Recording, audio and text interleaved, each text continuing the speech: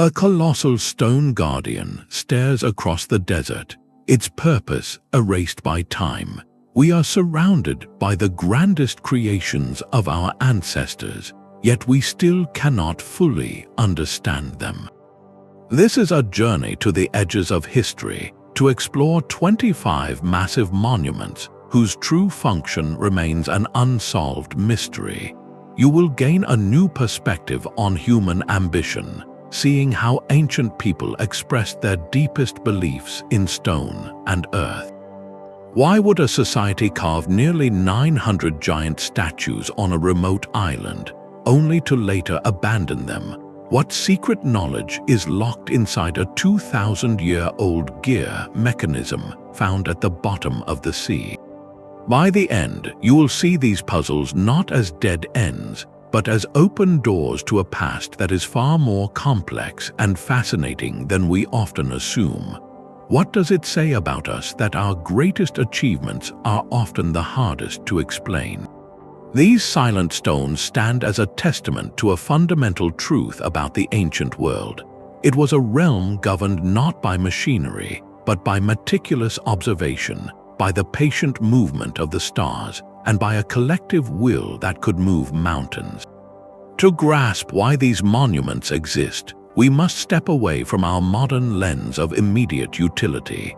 For these societies, the most practical endeavor might have been to chart the heavens, to honor a forgotten deity, or to forge an unbreakable bond of communal identity.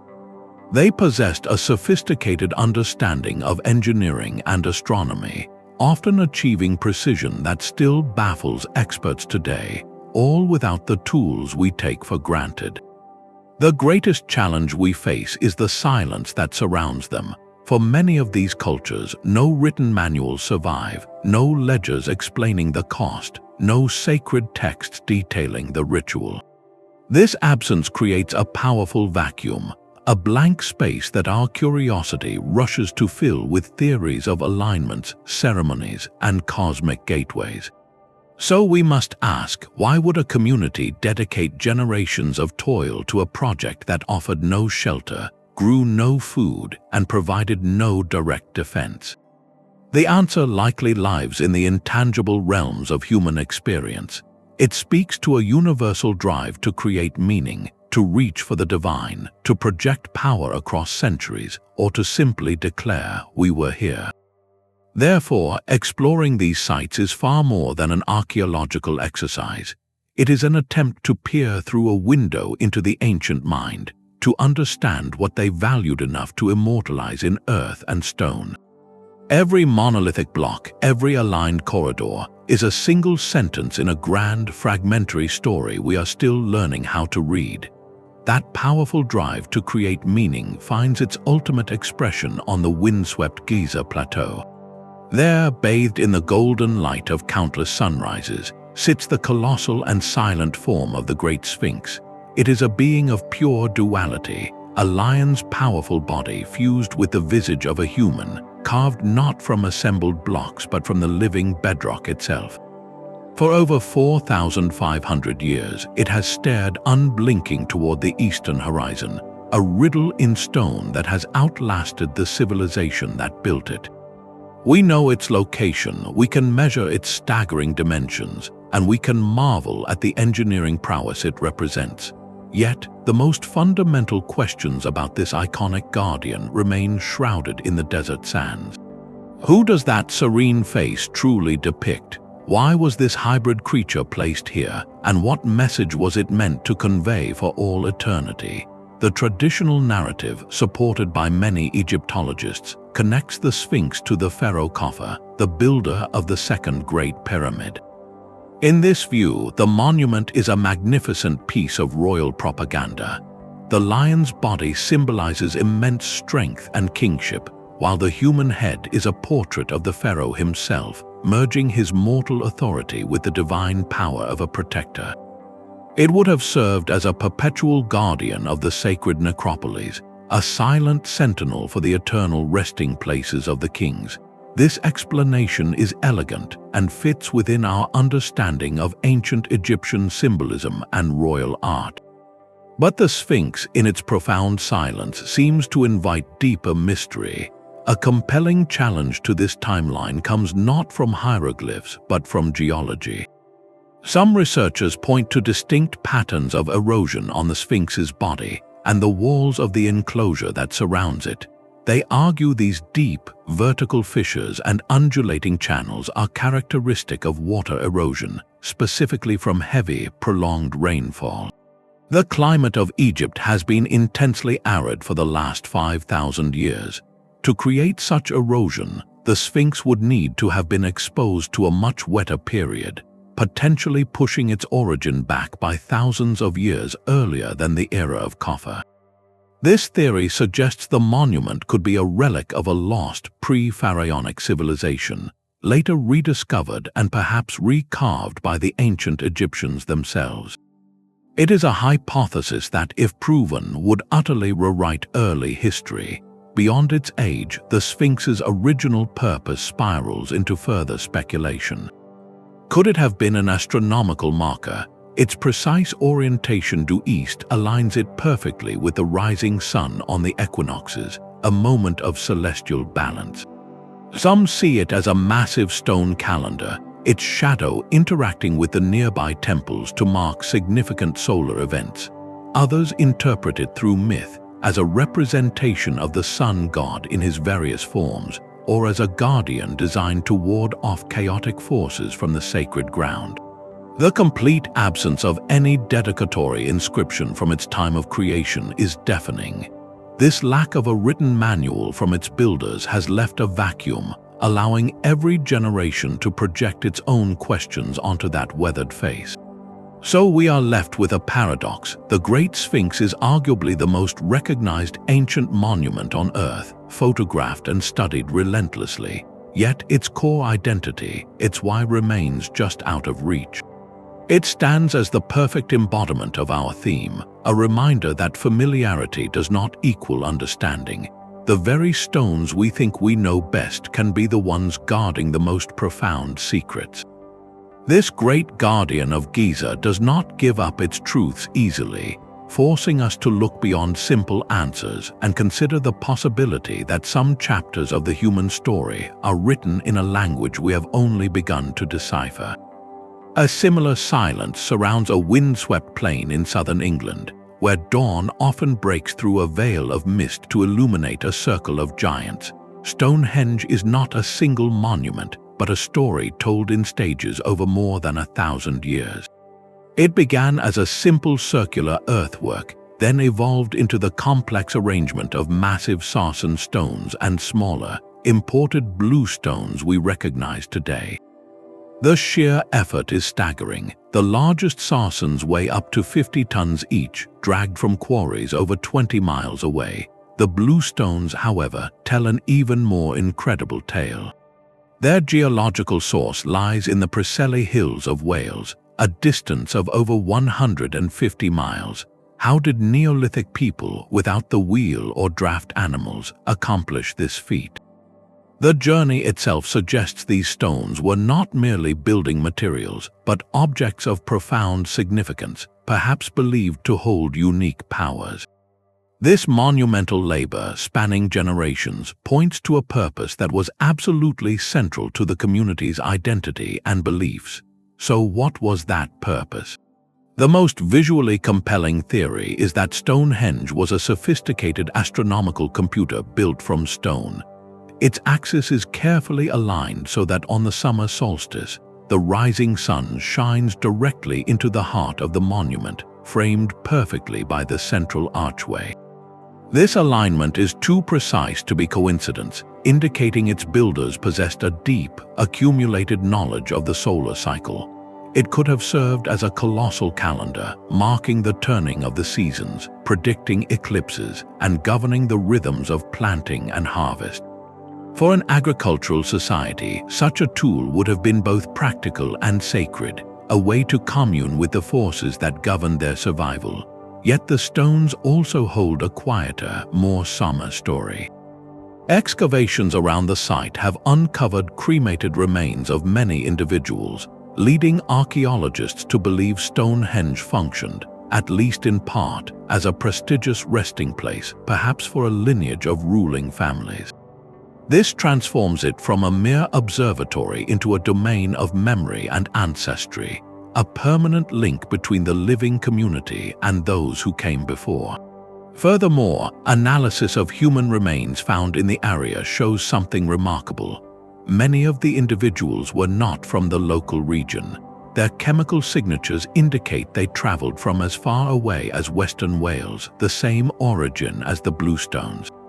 This discovery fuels another theory that Stonehenge was a renowned center for healing and pilgrimage. In this view, the Bluestones were thought to possess curative properties, drawing people from across the land to seek solace and wellness.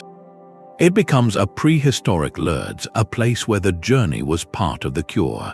Perhaps the truth is not a choice between one function or another, but a combination of all these ideas. Stonehenge may have been a multifaceted ceremonial complex. It could have been a place where communities gathered at midwinter to enact rituals ensuring the sun's return, where they honored their ancestors with solemn ceremony, and where the sick sought the healing touch of sacred stones. Its power likely resided in its ability to fulfill all these spiritual and social needs simultaneously. This layered complexity is why, despite centuries of study, Stonehenge resists a single, neat explanation. It stands as a testament to a holistic world, where science, religion, medicine, and community were inextricably linked.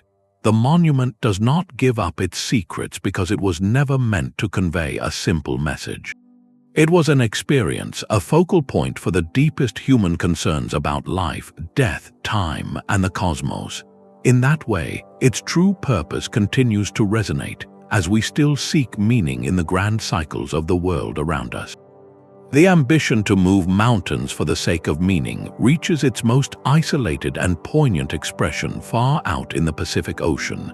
Easter Island, or Rapa Nui, is a speck of land over 2,000 miles from the nearest continent, a place where the horizon is an unbroken circle of sea and sky. And there, facing not the ocean but the island's interior, stand the nearly 900 stone sentinels known as the Moai.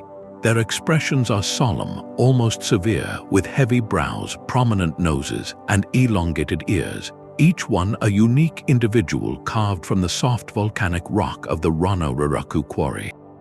These are not generic idols but portraits of deified ancestors, their backs perpetually to the life-giving sea, their watchful gaze fixed upon the living community.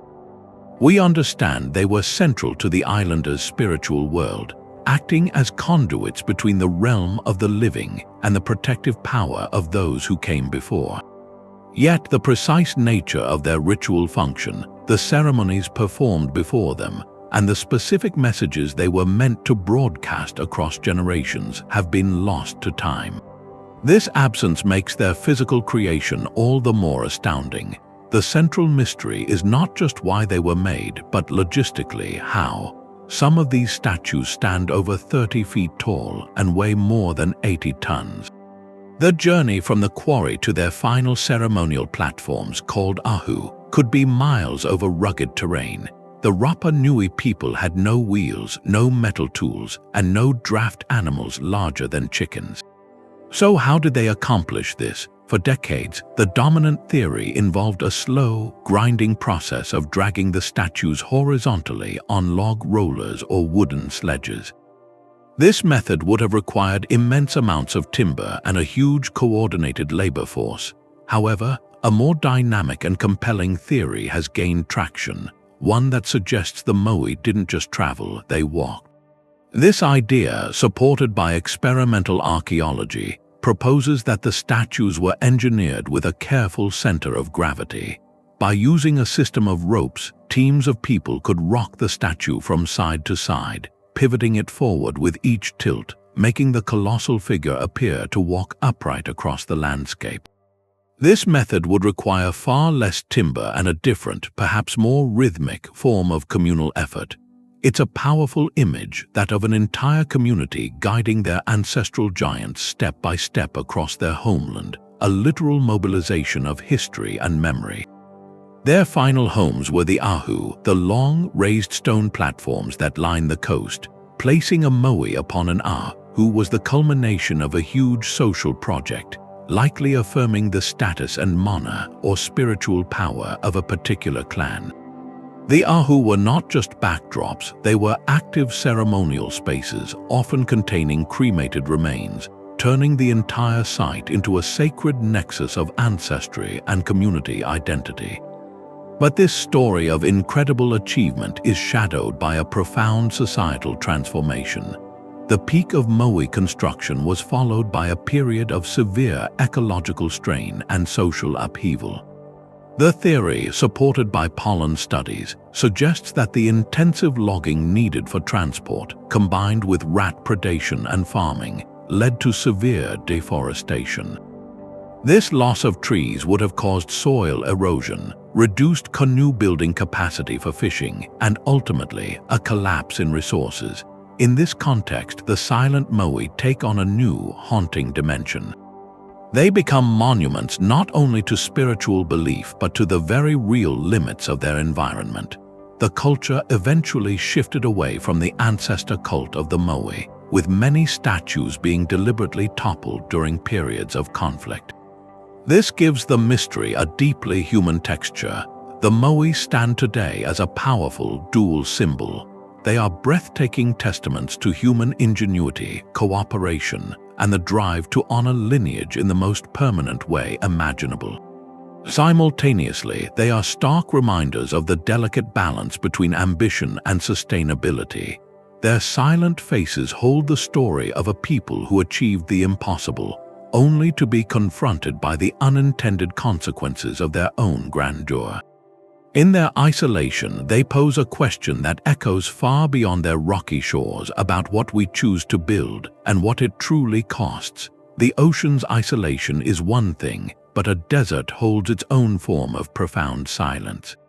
In the arid plains of southern Peru, the Nazca Desert stretches out under a relentless sun, a landscape of reddish-brown pebbles and pale, dusty soil.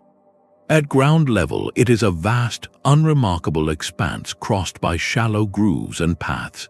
To walk here is to feel a profound emptiness, but ascend to the sky, and that emptiness transforms into a breathtaking gallery. From the air, the entire desert floor reveals itself as a colossal canvas, etched with hundreds of precise geoglyphs.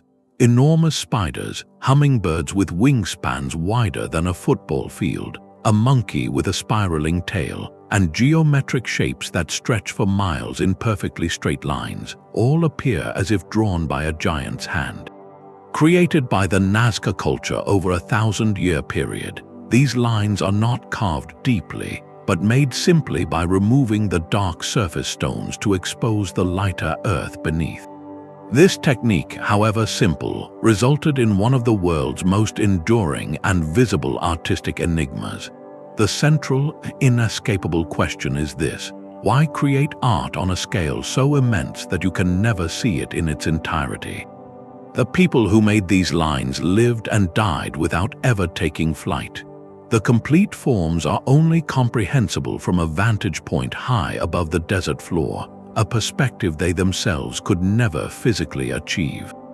This fact alone has fueled endless speculation, from theories about ancient hot air balloons to more fantastical ideas of extraterrestrial guidance.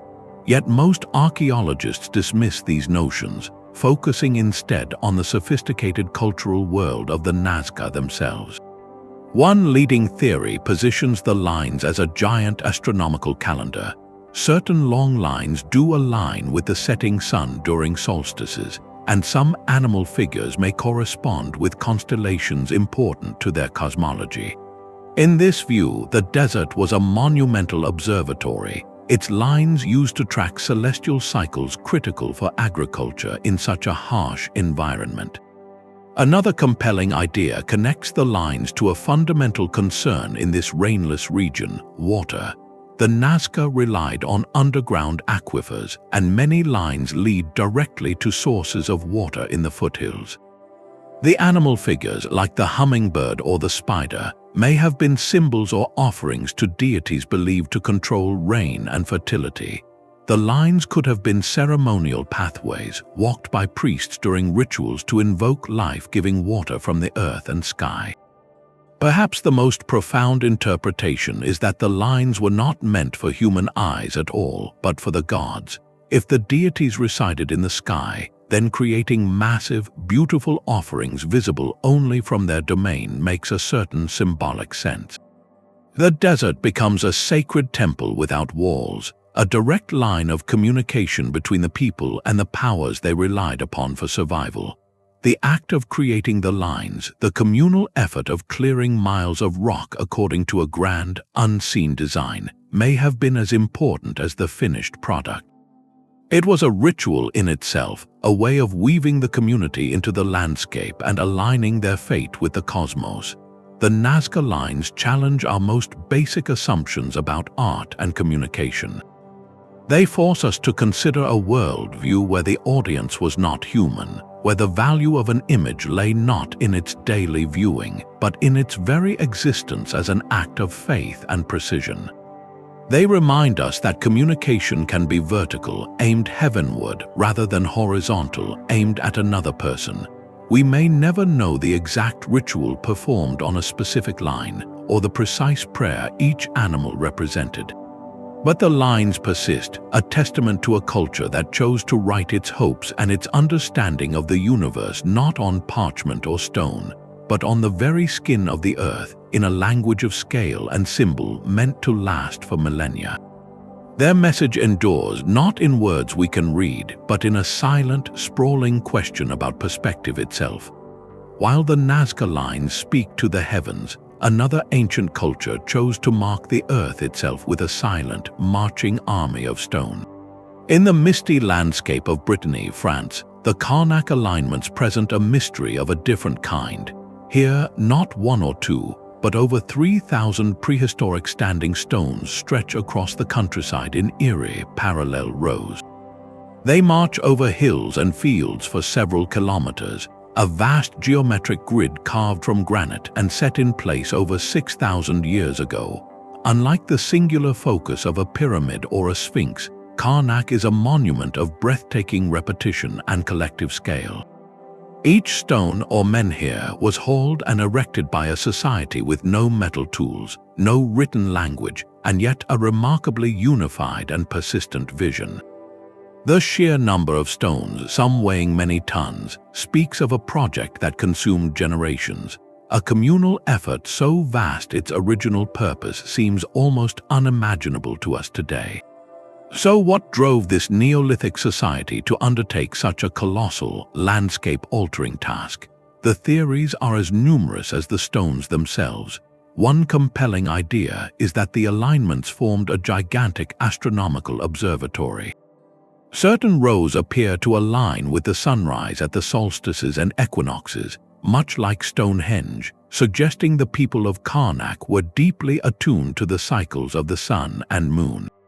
These stones could have been a permanent calendar, their long shadows acting as celestial pointers to mark the passage of seasons critical for planting and harvest. Another theory views the stones as powerful territorial markers, a permanent declaration of a clan's identity and control over the land. In this reading, the alignments are a statement written in stone, a border that said, "We are here and this place is ours." Yet, the most haunting possibility connects the stones to the realm of the ancestors and the spirit world. Many of the rows lead to burial mounds and dolmens, suggesting a sacred processional way. The stones themselves, often phallic in shape, may have been symbols of fertility and regeneration, part of complex rituals intended to honor the dead and ensure the continuity of life for the living. Walking among them even now, one feels they are in a place set apart, a temple without a roof. Local folklore, unable to explain such a spectacle, created its own origin story. It tells of a Roman legion pursued by the Christian Saint Corneli, being turned to stone where they stood. This myth, while fanciful, captures the sheer, uncanny presence of the alignments. They do look like a petrified army frozen in mid-march. Perhaps the most intriguing modern theory is that the stones functioned as a primitive seismic detector.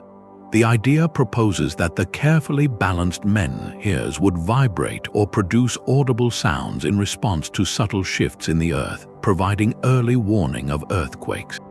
While debated, it highlights how these ancient builders may have been attuned to natural phenomena in ways we are only beginning to appreciate.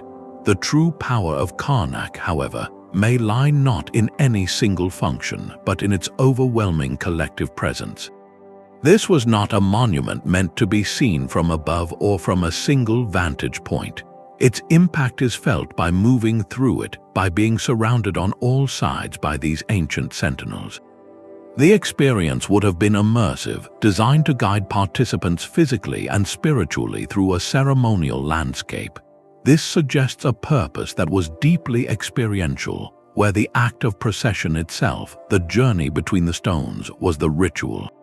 The specific knowledge encoded in these precise rows, the chants that may have echoed between them, the meanings of their specific arrangements, all have been erased by millennia of wind and rain. What remains is the profound impression of a highly organized society capable of long-term planning and incredible communal labor, all directed toward a goal that was clearly of supreme importance to their worldview.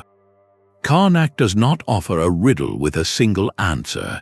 It offers a field of questions, a tangible connection to a time when humanity sought to order the chaotic world by planting a forest of stone, creating a permanent echo of their beliefs upon the land itself. Across the globe, another civilization chose stone to proclaim its sovereignty, but here the walls curve and tower without a single drop of mortar. In the heart of southern Africa, the ruins of great Zimbabwe rise from the landscape like a city of giants. This was no outpost, but the thriving capital of a kingdom that flourished between the 11th and 15th centuries. Its wealth built on a vast trade network in gold and ivory that reached the coasts of Arabia and Asia.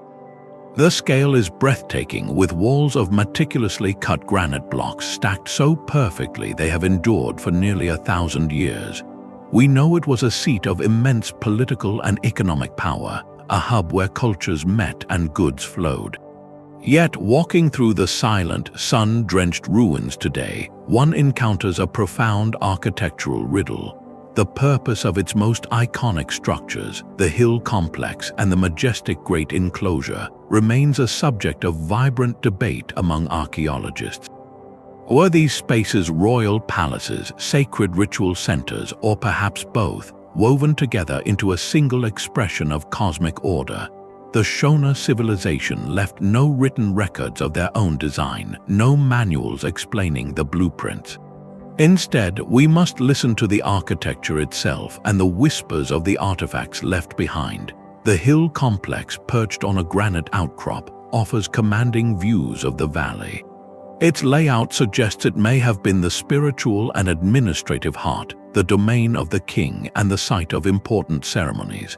Below it lies the great enclosure, a vast oval space defined by a massive, curving wall over 30 feet high in places.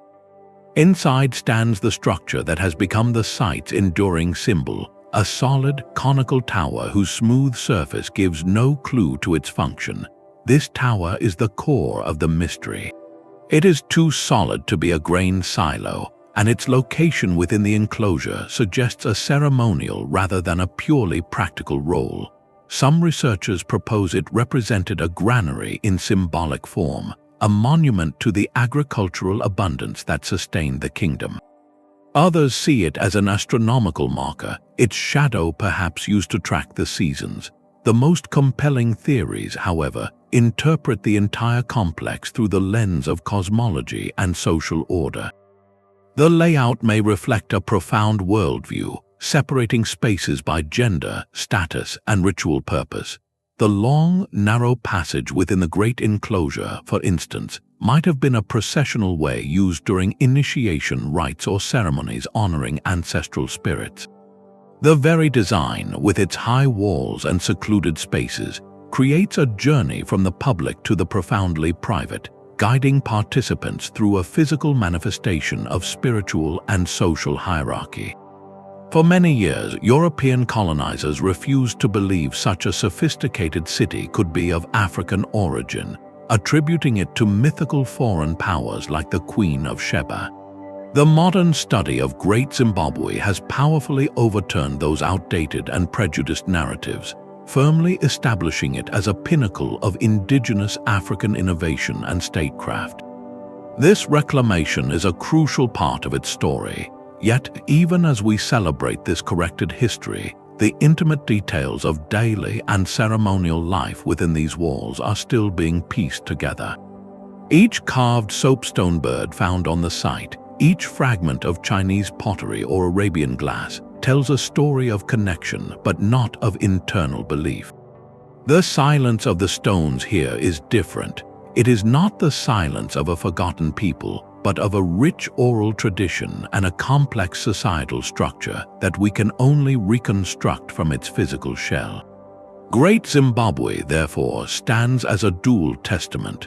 It is a monument to undeniable African ingenuity and economic prowess, a center that shaped the history of a continent. Simultaneously, it is a reminder that understanding power requires more than knowing where gold was traded. It requires knowing how a king walked among his people, where a priestess performed a ritual, and what songs echoed against those towering, mortarless walls. The ruins do not hide their grandeur, only the specific human rhythms that brought them to life. The desire to command an eternal kingdom finds its ultimate expression not in a temple of stone, but in a silent, sunken army of clay. In 1974, farmers digging a well near the city of Xi'an, China, struck not water but the terracotta head of a soldier. This accidental discovery unveiled one of the most astonishing archaeological finds of the 20th century, a vast subterranean necropolis built for Qin Shi Huang, the first emperor who unified China.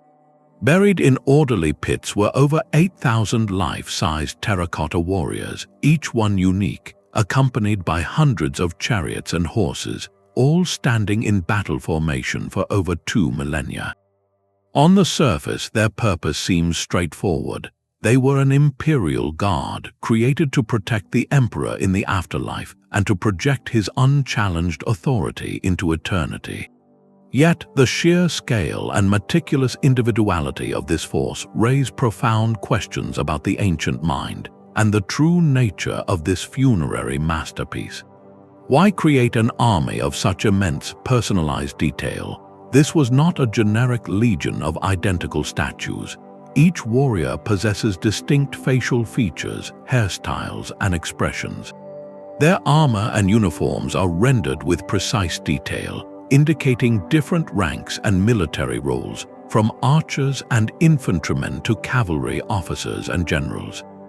This staggering level of customization suggests a belief that these clay soldiers were not mere symbols, but actual vessels for spiritual service. The emperor may have believed he needed a real, functional military in the next world, one composed of individual souls or essences captured in clay. It reflects a cosmology where the afterlife mirrored the earthly realm in its need for order, hierarchy, and defense. The project itself was a monumental act of state power, consuming the labor of hundreds of thousands of artisans and laborers over nearly 4 decades. It was a statement that the emperor's rule was absolute and eternal, transcending even death. The greatest mystery, however, lies just beyond the ranks of the excavated army. The soldiers stand in pits surrounding the central, unopened tomb mound of Qin Shi Huang himself.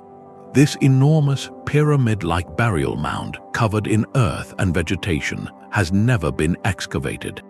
Ancient historical texts describe a spectacular underground palace within, with ceilings inlaid with pearls to mimic the stars and rivers of flowing mercury representing the great waterways of China. The primary reason for the delay is scientific caution. Archaeologists fear that opening the tomb could expose its priceless, organic contents to immediate deterioration, a loss the world cannot risk. But these concerns are compounded by eerie legends recorded by the historian Sima Qian. He wrote of ingenious mechanical crossbow traps set to fire at any intruder and of vast quantities of toxic mercury used in the tomb's construction, creating a potentially deadly environment even today. This combination of preservation ethics and ancient lore places the heart of the necropolis firmly in the realm of the unresolved. What technological marvels or artistic treasures lie within that central chamber? The terracotta army we can see is likely just the outer perimeter of the emperor's vision. The full scope of the necropolis design, intended as a microcosm of his entire empire, remains locked underground. The army, therefore, is both an answer and a question. It clearly demonstrates the emperor's obsession with immortality and control, but it also serves as a permanent sentinel, guarding the threshold to a deeper secret. It challenges our understanding of ancient funerary practice, pushing it from ritual into the realm of grand-scale replication of reality. We are left to wonder if the true monument is not the army we have found, but the unseen palace they were built to protect, a final, unresolved chapter in one man's quest to conquer time itself.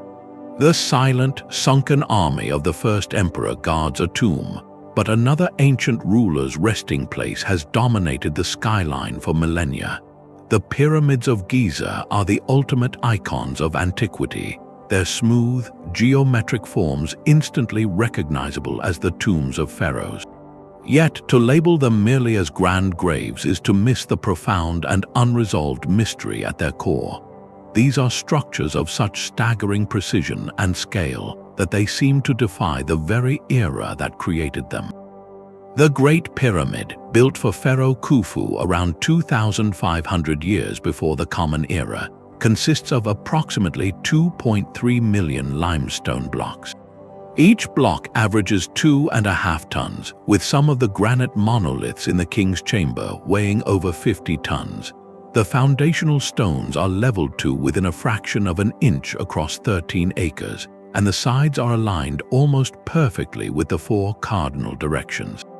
This is not rough monumentalism, it is engineering of an almost obsessive accuracy. So how was it done? The absence of any contemporary construction manual has left a void filled with competing theories. The traditional view involves massive earthen ramps, zigzagging up the growing pyramid face, along which teams of workers hauled blocks on sledges.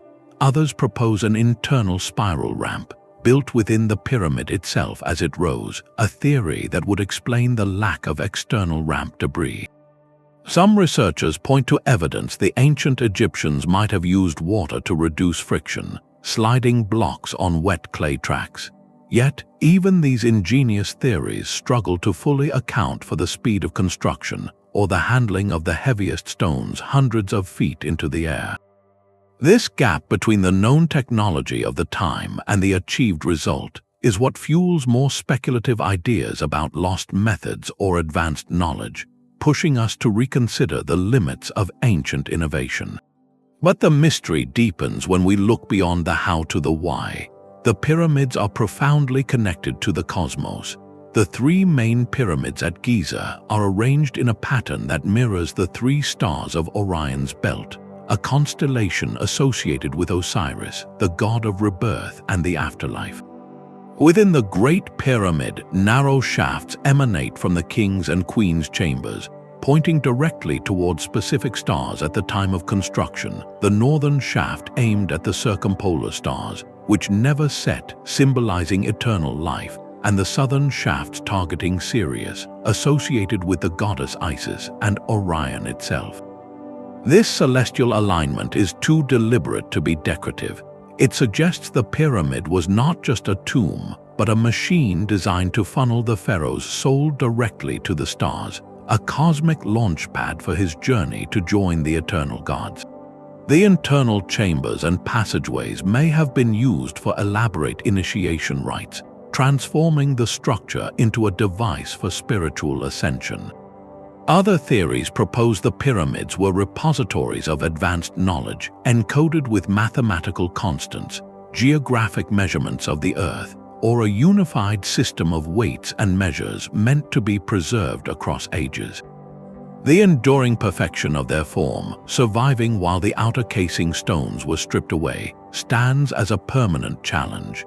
It reminds us that a civilization we think we understand was capable of conceptual and physical feats we still cannot fully replicate. The pyramids of Giza, therefore, represent the pinnacle of our theme. They are monuments whose basic function we know, yet whose true purpose as celestial maps, spiritual engines, or encoded libraries remains vibrantly, tantalizingly unresolved. They force us to look past the simplistic label of tomb and see them for what they truly are, the ultimate expression of an ancient attempt to conquer not just death but the very heavens. The pyramids reach for the stars, but some monuments lie hidden beneath the waves, guarding secrets from an age when coastlines were drawn differently. Off the southern tip of Japan, in the clear, deep waters surrounding Yonaguni Island, a massive silhouette rests on the seafloor. Discovered by a diver in the 1980s, the Yonaguni Monument is a colossal, terraced structure of sandstone that rises from the ocean bed like a sunken fortress. Its appearance is startlingly architectural, with what look like wide, flat platforms, sharp, 90-degree angles, and a grand staircase ascending one side. At first glance, it seems unmistakably man-made, a submerged pyramid or a ceremonial complex lost to time. This single, haunting formation has ignited a fierce and enduring debate that cuts to the very core of archaeological interpretation. Is this a masterpiece of human hands from a forgotten epoch, or simply a breathtaking marvel of natural geology? Proponents of the artificial theory, led by figures like Professor Masaki Kimura, point to features that seem to defy random chance. They highlight the perfectly straight, parallel lines running along the edges of the terraces, corners that meet with apparent precision, and what some describe as relief carvings resembling animal forms. The most striking element is a pair of monolithic pillars near the structure's apex, which appear too regularly spaced and positioned to be a natural accident. If these features are indeed the work of human toolmakers, the implications are staggering. Geological analysis suggests the structure was last above water around 10,000 years ago, during the last ice age when global sea levels were much lower. This would place its construction, if it is construction, in a prehistoric period long before what is traditionally considered the dawn of complex civilization in that region. It would suggest a sophisticated culture capable of monumental architecture, thriving on a now-drowned landmass, a potential precursor to the known civilizations of the Pacific. Opposing this view, many geologists argue that the monument is a spectacular but entirely natural formation. They point to the sandstone bedrock of the area, which naturally fractures along straight lines and flat plains due to tectonic stresses. The powerful tidal currents in the region, they suggest, have acted like a master sculptor for millennia, eroding the stone into these seemingly architectural forms. The right angles and steps are simply the result of this relentless underwater weathering along the stone's natural joints. In this view, the Yonaguni monument is a phenomenal example of pareidolia, the human tendency to see familiar patterns, especially faces and structures, in random shapes. Our brains are wired to find order, and when we encounter something so geometrically striking, we instinctively impose intention upon it. This underwater enigma presents a profound challenge. It sits at the blurry boundary between a wondrous natural world and the fingerprints of ancient human ambition. The debate itself forces us to examine the standards of proof in archaeology. What constitutes undeniable evidence of human modification when nature itself can produce such convincing geometry? Diving on the site adds to the mystery, for the experience is deeply ambiguous.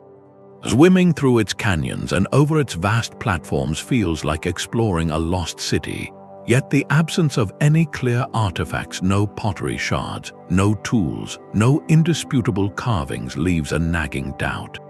The monument becomes a Rorschach test on the ocean floor, revealing as much about our own desire to uncover lost chapters as it does about the distant past. Whether a natural masterpiece or a human one, it stands as a powerful symbol of the vast, unknown landscapes that were lost when the glaciers melted and the seas rose, reminding us that the most compelling pages of human history may still be waiting, not in the deserts or the jungles, but silently preserved beneath the waves. The debate between nature and human artistry leaves us on the ocean floor, but on a windswept hilltop in Turkey, there is no such ambiguity. Here, human hands carved a mystery so profound it has upended the very timeline of civilization. This is Göbekli Tepe, a sanctuary of staggering age and artistry. Its massive, T-shaped limestone pillars, some weighing over 10 tons, stand in great stone circles, each pillar intricately carved with a menagerie of fierce creatures: scorpions, foxes, lions, and vultures. These are not the doodles of a simple people. They are masterworks of symbolism and stone, and they were created around 9,600 years before the Common Era. To grasp that timeline, consider this. Göbekli Tepe was already ancient when the first stones of Stonehenge were set in place over 6,000 years later. This fact alone shatters a long-held belief. For generations, historians taught a linear story. First, humans settled down to farm, which produced surplus food, which then allowed for specialization, leading finally to art, religion, and monumental architecture. Göbekli Tepe turns that story on its head. It was built by hunter-gatherers, people who supposedly should have been focused solely on the day-to-day struggle for survival, not organizing to erect a hilltop complex of such scale and sophistication. So why did they do it? What powerful idea compelled these nomadic groups to come together and carve these stones? The most widely accepted theory is that Göbekli Tepe served as a ritual center, a sacred gathering place for scattered bands who converged here at specific times of the year. The hilltop location, with its commanding views, feels deliberately chosen to separate the sacred from the mundane world below. The animal carvings likely represent a complex spiritual cosmology, perhaps totemic symbols of different clans or powerful spirit guides. Some researchers note the prominence of carvings of vultures and headless humans, leading to speculation about so-called skull cults or complex funerary practices where the bodies of the deceased were exposed to the elements, a ceremonial practice known as excarnation. The site may have been a place for processing and honoring the dead, with the pillars acting as eternal witnesses to these rites. Another compelling line of inquiry looks skyward. Certain alignments between the pillars and the circular enclosures might track the movements of stars, particularly Sirius, or mark significant solar events. In this view, Göbekli Tepe could have been one of the world's first astronomical observatories, a stone calendar created by people deeply attuned to the cycles of the heavens. Yet the greatest clue to its importance might be found in its deliberate end. After being used for centuries, the entire complex was not abandoned to the elements. It was carefully, methodically buried. Thousands of tons of earth and rubble were brought to the hilltop to entomb the stone circles, preserving them like a time capsule. This was not an act of destruction, but one of profound reverence. The people who built it chose to take it out of the world, perhaps to seal its power or to protect it for eternity. This intentional burial is what kept the carving so shockingly crisp for modern archaeologists to discover. The implications of Göbekli Tepe ripple far beyond its hilltop. It suggests that the drive to create meaning through collective ritual, the impulse to build something grand for an idea, may have been the catalyst that changed everything. The theory goes that the need to sustain large groups gathering at this sanctuary for seasonal festivals could have provided the pressure to domesticate wild grains and animals, to create a reliable food supply right there on the surrounding slopes. In other words, the gods came first. The need to build temples may have invented farming, not the other way around. This makes Göbekli Tepe not just an archaeological site, but a philosophical bombshell. Its true function remains a cornerstone mystery, precisely because answering it means answering a much larger question. What is the primary engine of human civilization?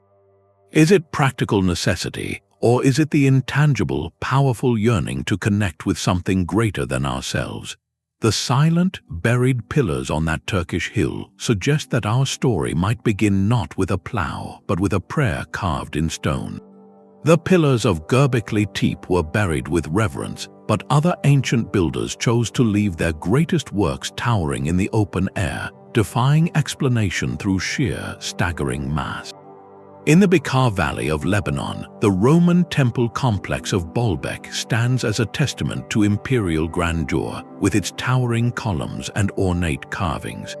Yet, beneath this later Roman splendor lies a far older and more baffling foundation.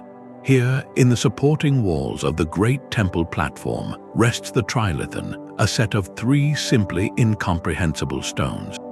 Each one is a behemoth, an estimated 800 tons of solid limestone, cut with laser-like precision and fitted together so tightly that a knife blade cannot slip between them. To stand before them is to feel a profound sense of scale, a humbling recognition that the people who placed these blocks operated on a level of ambition that borders on the mythological. But the mystery deepens just a short distance away in the ancient quarry. There lies the stone of the pregnant woman, a single, partially extracted monolith that dwarfs even the trilithon blocks. This colossal stone weighs over 1,000 tons, making it one of the largest single pieces of stone ever worked by human hands anywhere on Earth. The immediate, overwhelming question is not about belief or alignment, but pure physical logistics. How did a pre-Roman civilization, likely the Canaanites, who first held this site sacred, manage to cut these megaliths from the bedrock? How did they transport them over half a mile to the temple site? And most perplexingly, how did they lift them over 20 feet into the air to slot them perfectly into the foundation wall? Even with our modern cranes, hydraulic lifts, and computer-aided engineering, moving an 800-ton stone would be a monumental, carefully planned undertaking. For an ancient society, it seems almost impossible. The Romans, when they later built upon this podium, attributed the work to giants or a race of supernatural beings, a myth that feels almost reasonable when confronted with the physical evidence. The practical theories proposed by archaeologists and engineers are ingenious, yet each one encounters formidable obstacles. One idea involves constructing a massive earthen ramp from the quarry to the temple site, using a system of wooden rollers and ropes with hundreds or even thousands of people pulling in unison. Another suggests the stones might have been moved on a lubricated track or even partially floated on a temporary canal during the wet season. The lifting presents an even greater puzzle, potentially involving complex counterweight systems, levers, and cribbing that slowly raised the stone inch by agonizing inch over many months. While these methods are theoretically possible, no contemporary account or clear archaeological evidence confirms exactly which technique was used. This absence of a manual leaves a gap that invites wider speculation about lost techniques or sophisticated knowledge that has not survived into the historical record.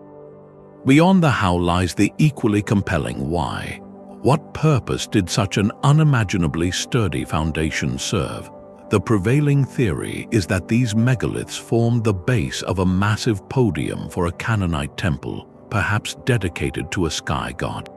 The platform would have elevated the sacred space both physically and symbolically, separating it from the mundane world and bringing it closer to the heavens. The investment required suggests this was the most important religious center for the culture that built it, a place where demonstrating mastery over the very earth was an act of devotion and power. The stones themselves, therefore, are not merely functional, they are a statement. They proclaim that the gods worshipped here were worth the greatest effort imaginable, that the community's faith and collective will could literally move mountains.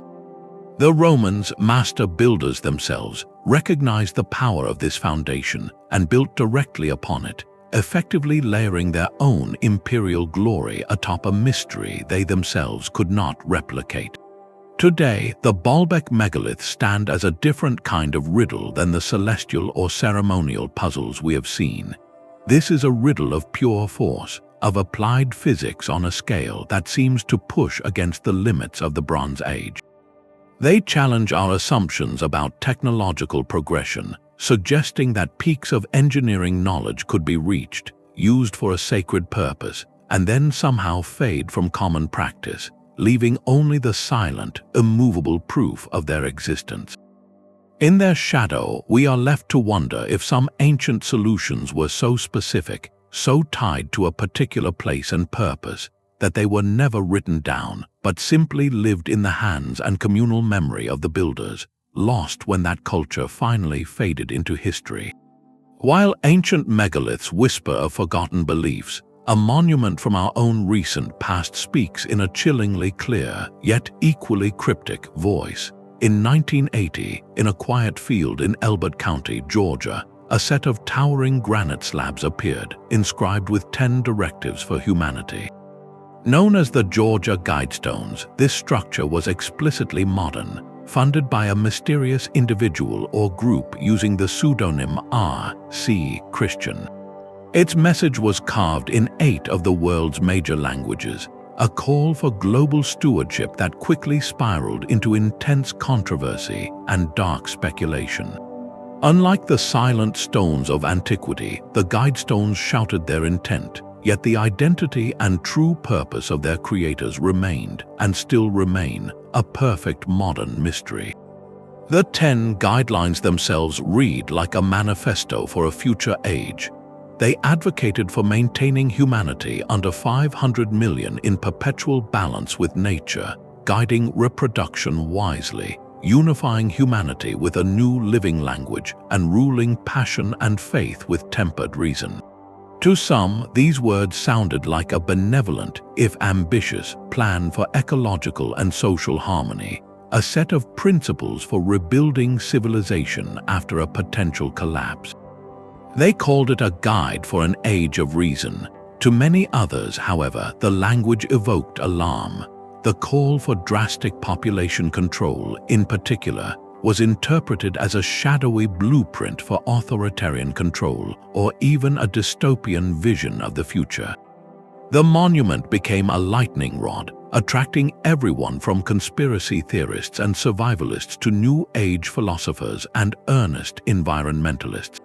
Who was R.C. Christian? The name was clearly symbolic, possibly meaning Christian Rosencreuz, the legendary founder of the Rosicrucian order, a society associated with esoteric wisdom. The individual who commissioned the stones worked through intermediaries and lawyers, leaving no paper trail, his or her identity swallowed by careful legal planning. This deliberate anonymity amplified the mystery, allowing every interpreter to project their own fears or hopes onto the blank slate of the pseudonym. The Guidestones forced a confrontation with modern anxieties about overpopulation, resource scarcity, and global governance. It was a monument that didn't just represent an idea, it actively provoked debate, standing as a modern-day riddle about who gets to write the rules for humanity's future. Then, in 2022, the mystery took a violent turn. The monument was severely damaged in an explosion and was later fully dismantled, its physical form erased from the landscape just as suddenly as it had appeared. This act of destruction did not solve the enigma, it only deepened it, transforming the Guidestones from a controversial landmark into a modern archaeological artifact, its lifespan brief but potent. The Georgia Guidestones demonstrate that the drive to create cryptic, monumental messages is not confined to the ancient world.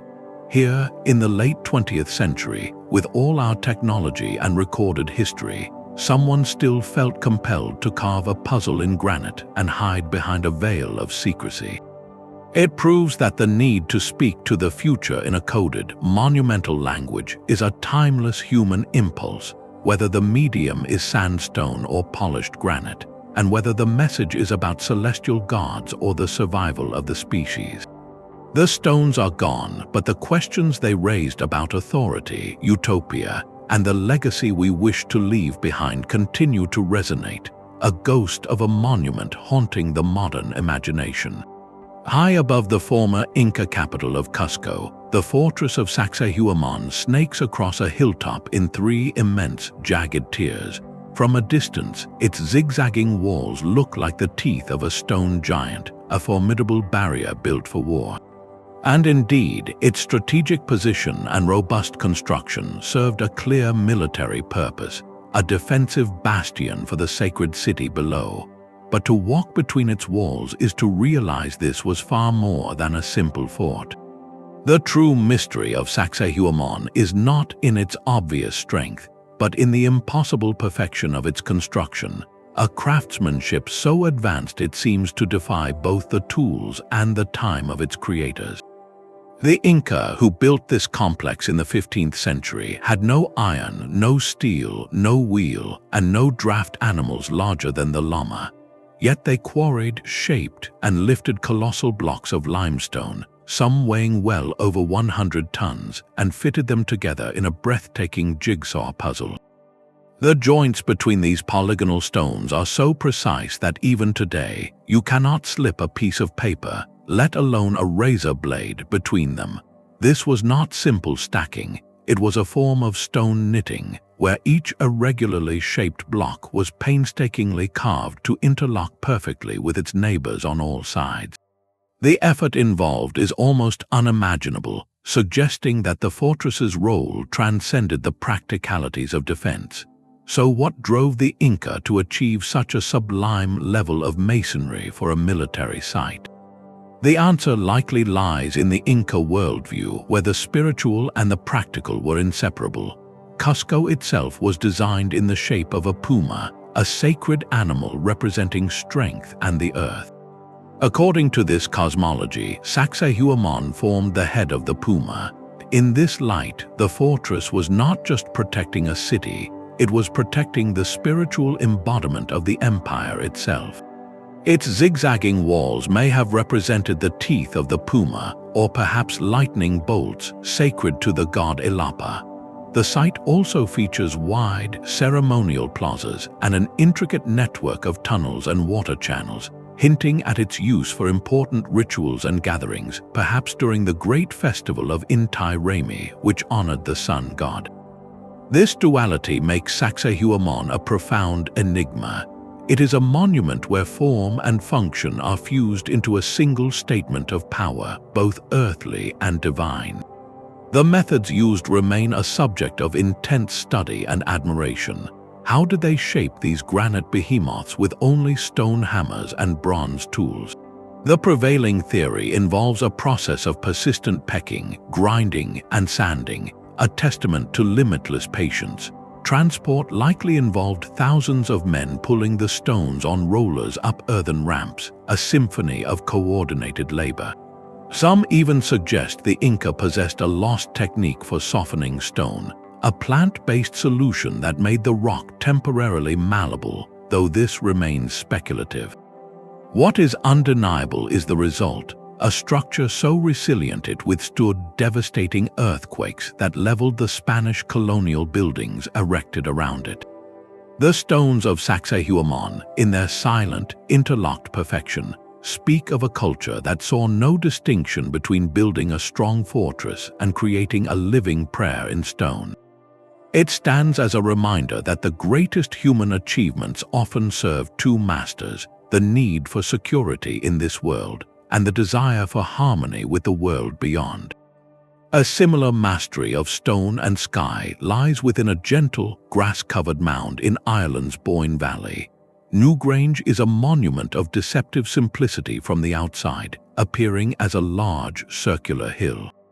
Yet this quiet exterior conceals an engineering and astronomical marvel that predates both Stonehenge and the pyramids of Giza by centuries. Built around 3,200 years before the Common Era, it is a passage tomb of staggering sophistication. A long, narrow corridor lined with massive, engraved stones leads deep into the heart of the mound, ending in a cross-shaped chamber capped by a corbelled roof that has remained waterproof for over 5,000 years. The structure itself is a testament to a society with profound technical skill and a deep connection to their landscape. But the true wonder of Newgrange is not just in its endurance, but in its deliberate interaction with the cosmos. Above the entrance rests a unique feature called the roof box, a carefully constructed opening. For just a few days around the winter solstice, as the sun crests the distant horizon, a narrow beam of golden light pierces through this roof box. It travels down the dark passageway, slowly illuminating the inner chamber with a radiant glow that lasts for approximately 17 minutes. This event is not a happy accident. It is a feat of precise astronomical alignment achieved millennia before modern instruments. It confirms beyond any doubt that the builders of Newgrange were meticulous observers of the solar cycle. They designed this entire massive mound to capture the moment of the sun's rebirth, the longest night giving way to returning light. This alignment clearly marks Newgrange as one of the world's oldest known solar observatories, yet to define it solely by this function is to tell only half its story. The same inner chamber that welcomes the solstice sun is also a resting place. The cremated remains of individuals were placed here, suggesting Newgrange served as a tomb, likely for revered ancestors or community leaders. This intertwining of astronomy and memorial practice creates a powerful duality. Was it primarily a tomb that incorporated a solar phenomenon, or a temple dedicated to a sun ritual that also housed the honored dead?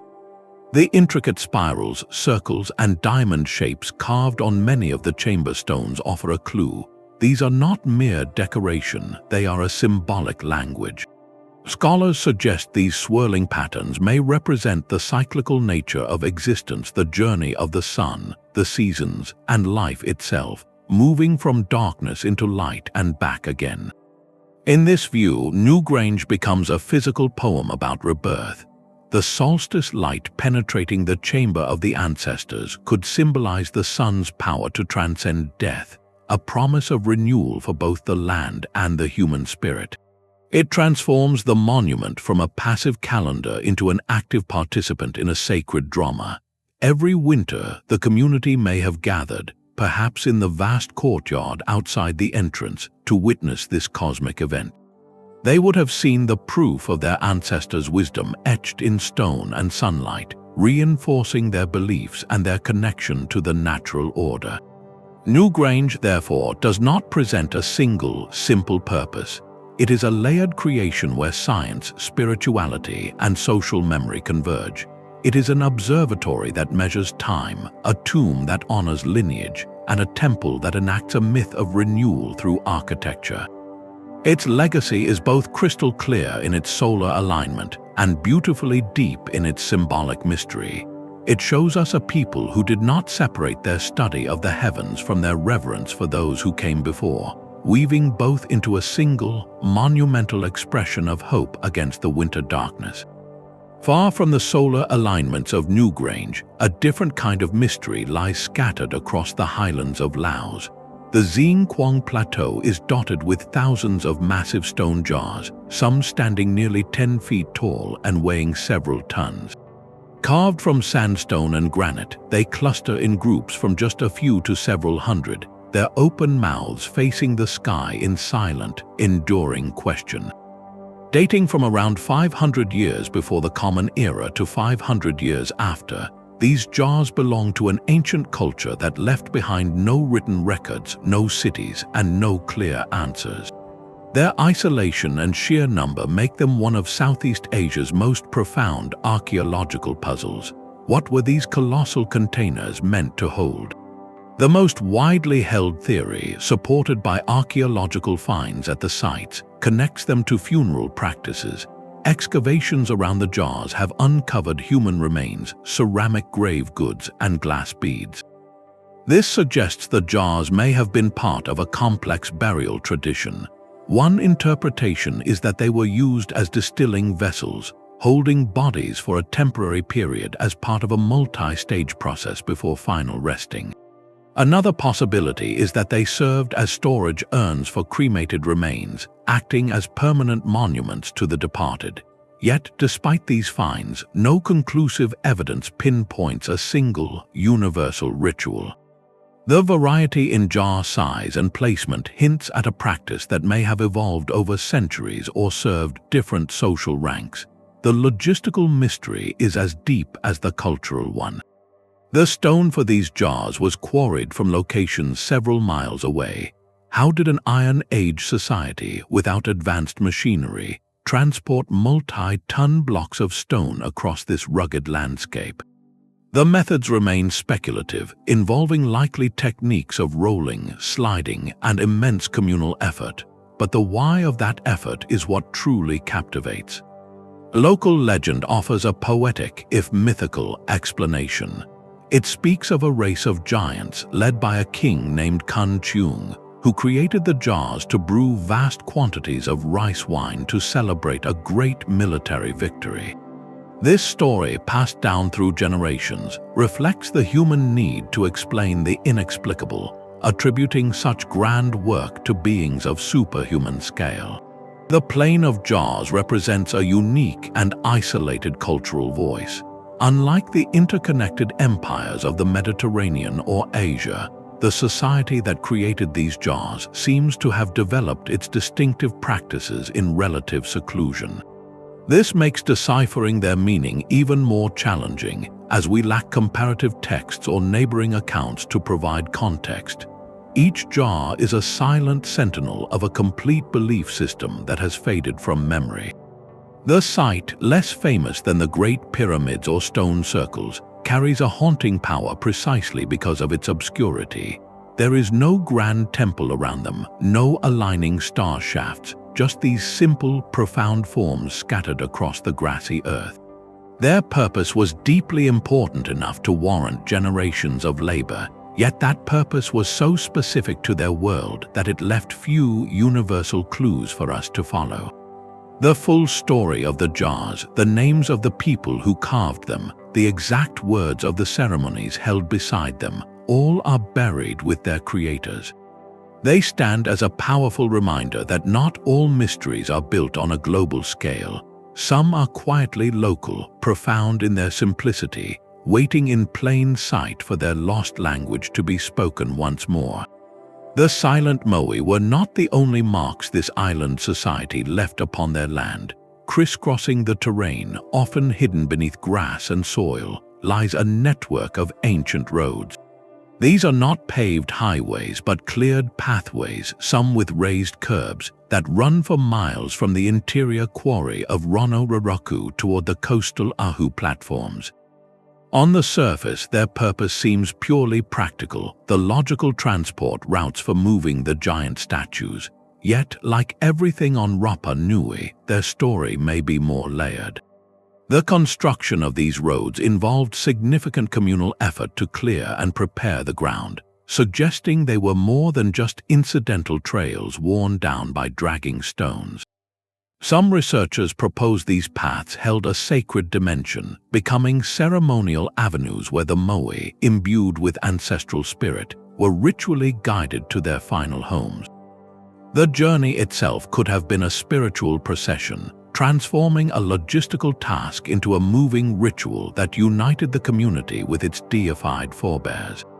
This intertwining of the practical and the sacred makes it difficult to separate the road's function from its meaning. Were they the Bronze Age equivalent of sacred causeways, or simply the most efficient way to move 80 tons of rock? The evidence, worn by centuries of wind, refuses to give a single answer. This mystery of purpose deepens when we consider the island's dramatic cultural transformation. After centuries of Moai construction, the society's spiritual focus underwent a profound shift. The ancestor cult centered on the monolithic statues gradually gave way to a new and vibrant ritual complex, the Tangata Monu or Birdman cult. Its stage was the breathtaking, perilous rim of the volcanic crater at Orongo, a village of stone houses overlooking the sea. Here, the ritual was not about carving and moving stone, but about a daring physical competition. Each year, representatives of different island clans would descend the sheer cliff face, swim through shark-infested waters to the islet of Motu Nui, and race to retrieve the first egg laid by the migrating sooty tern. The winner, the Birdman, secured not just prestige but a year of spiritual authority and political influence for his clan. This shift is stark, from static, ancestral giants to a dynamic, living competition tied to fertility, the sea, and the arrival of migratory birds. What caused this profound change in spiritual expression? The leading theory connects it directly to the island's ecological crisis. As deforestation and resource depletion intensified, the old system of mobilizing entire clans for decades-long statue projects may have become unsustainable, both physically and socially. The Birdman cult, focused on a renewable, annual symbol of life, may have emerged as a more adaptable form of social cohesion in a changing and strained world. It redirected competitive energy from monumental labor to a controlled, symbolic contest. The relationship between the two phases remains one of the island's great puzzles.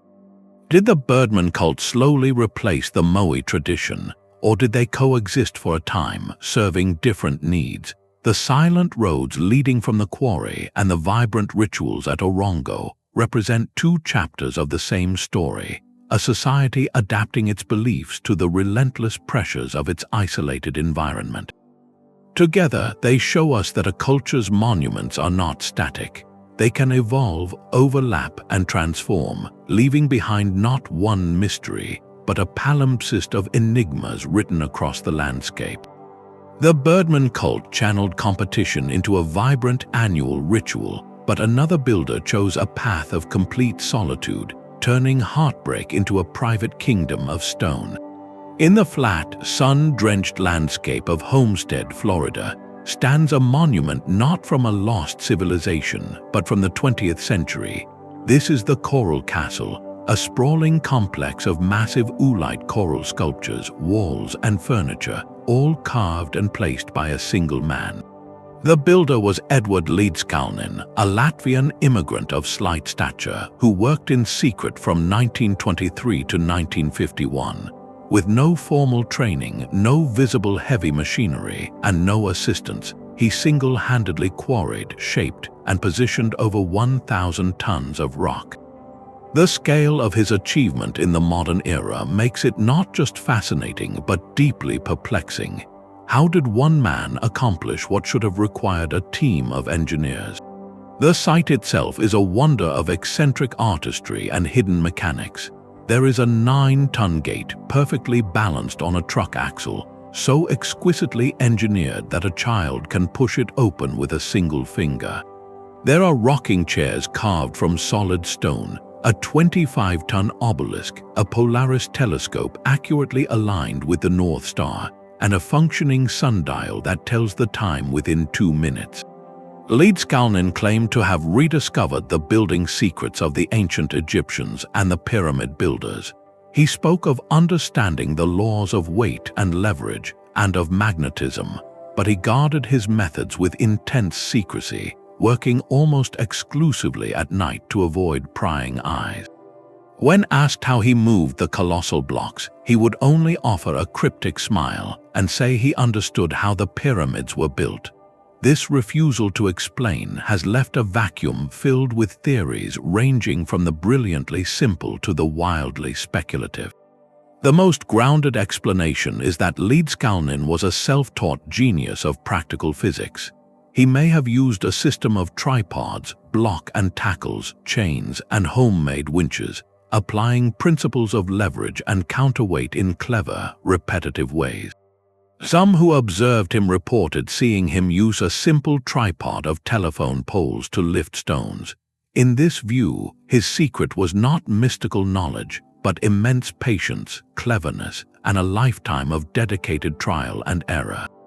Yet, even those who accept this explanation are often left wondering. Neighbors reported never hearing the sounds of engines or machinery, only faint clinking noises. The sheer weight of the stones, some heavier than those in the Great Pyramid relative to the builder's resources, and the precision of their placement still give pause. This has led others to suggest he may have rediscovered or intuited an alternative understanding of magnetic or gravitational forces, a lost art of manipulating weight. The Coral Castle is unique among our monuments because its mystery is not archaeological but testimonial. We have photographs of the builder, we have his writings, albeit cryptic. We know his purported motivation, a lost love that inspired him to create a monument to his devotion. Yet the core technique remains hidden, died with him, locked within the mind of one stubborn, brilliant individual. It stands as a modern testament to the power of singular obsession. Unlike the communal efforts of Göbekli Tepe or the Nazca, this is a monument to one man's will, a personal puzzle carved in coral rock.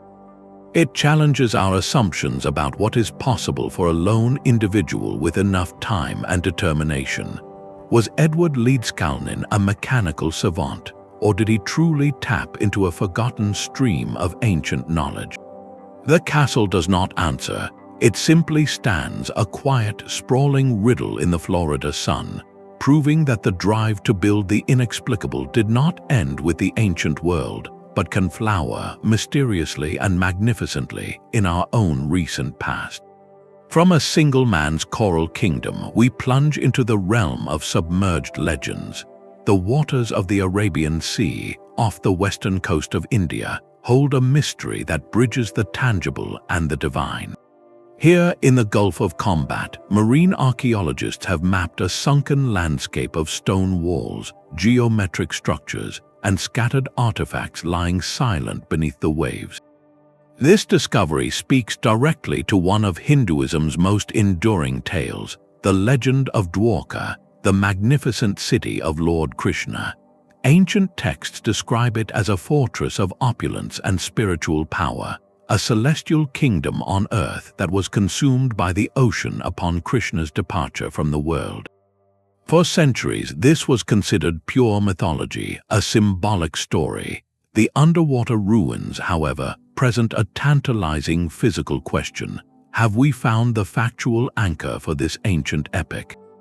The archaeological findings are both impressive and enigmatic.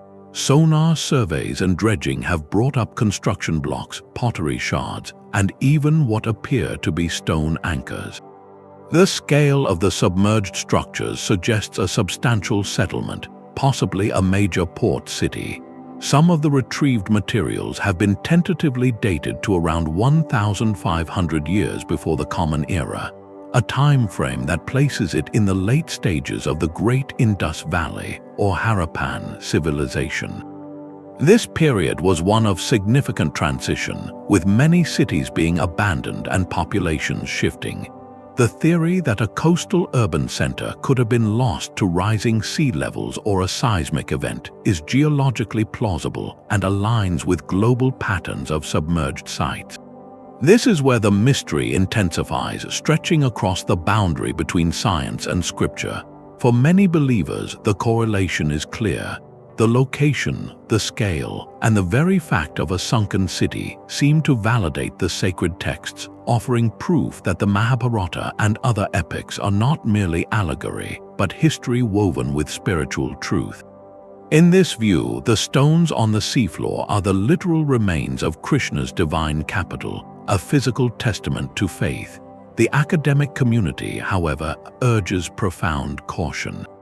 The dating of artifacts from underwater contexts is notoriously complex, as objects can be shifted and mixed by currents over millennia.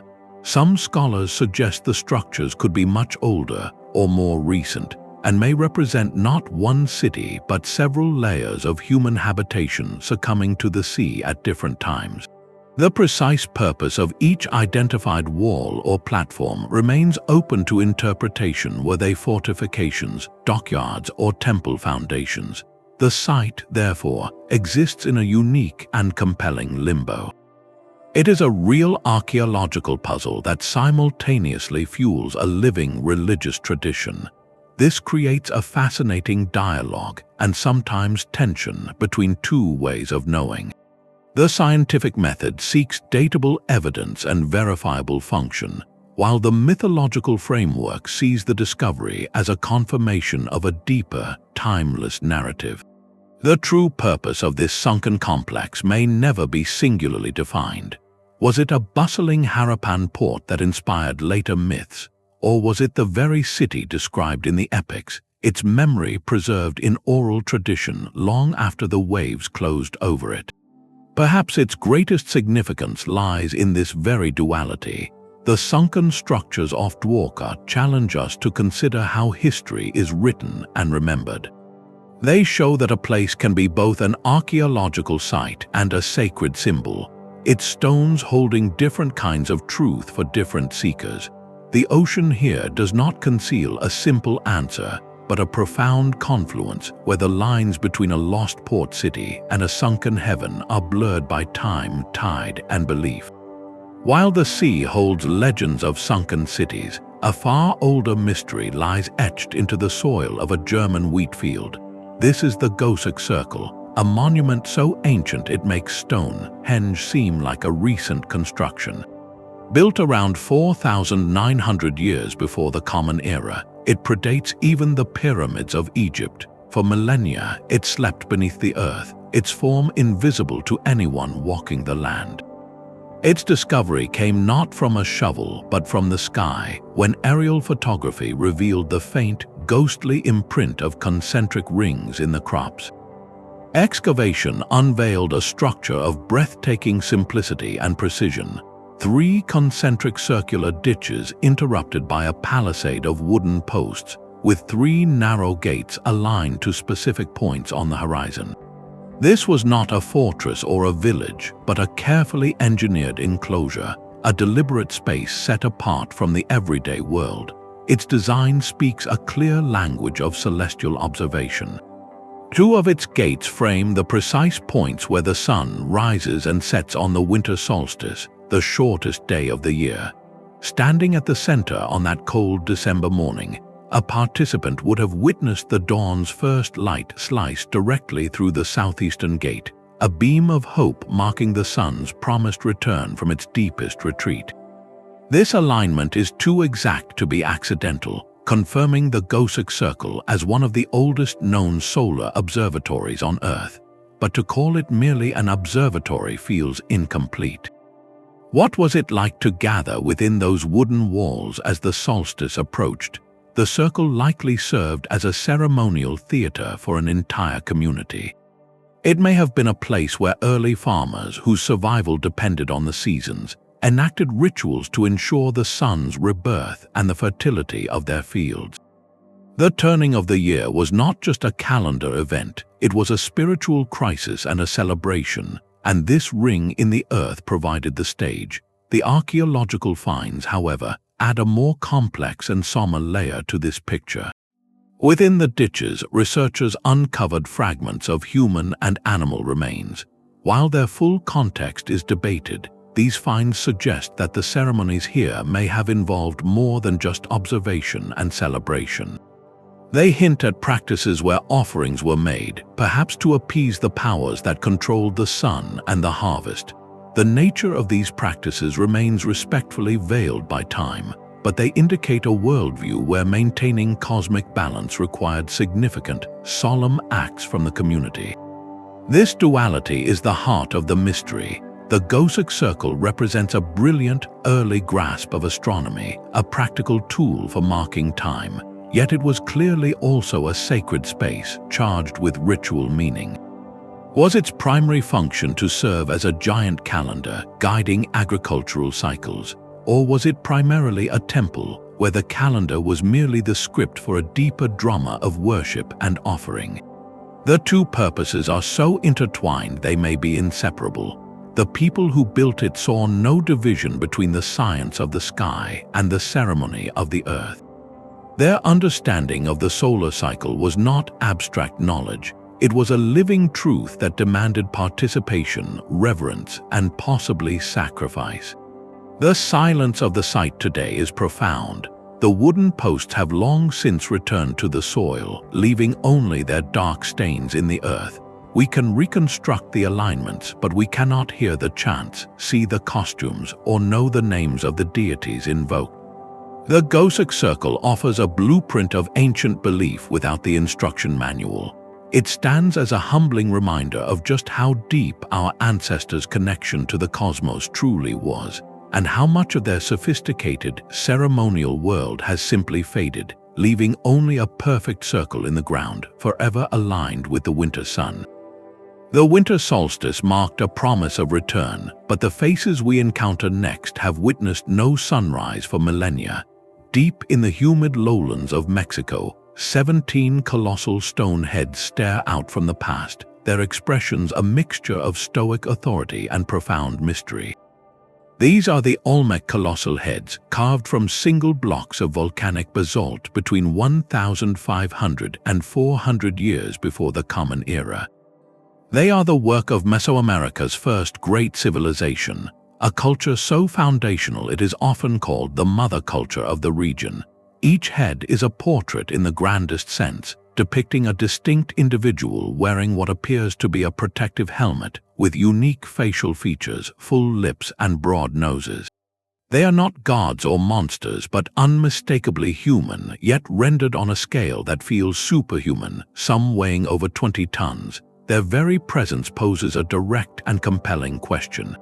In a society that left behind no deciphered written records, these silent giants were clearly meant to communicate something of immense importance. But what message were they broadcasting, and to whom? The leading theory is that they portray powerful Olmec rulers, perhaps commemorating specific kings or lineage founders. The distinctive helmets could signify headgear worn in the ritual Mesoamerican ball game, a sport deeply intertwined with cosmology and power, suggesting these individuals might have been revered ball players or patrons of the game.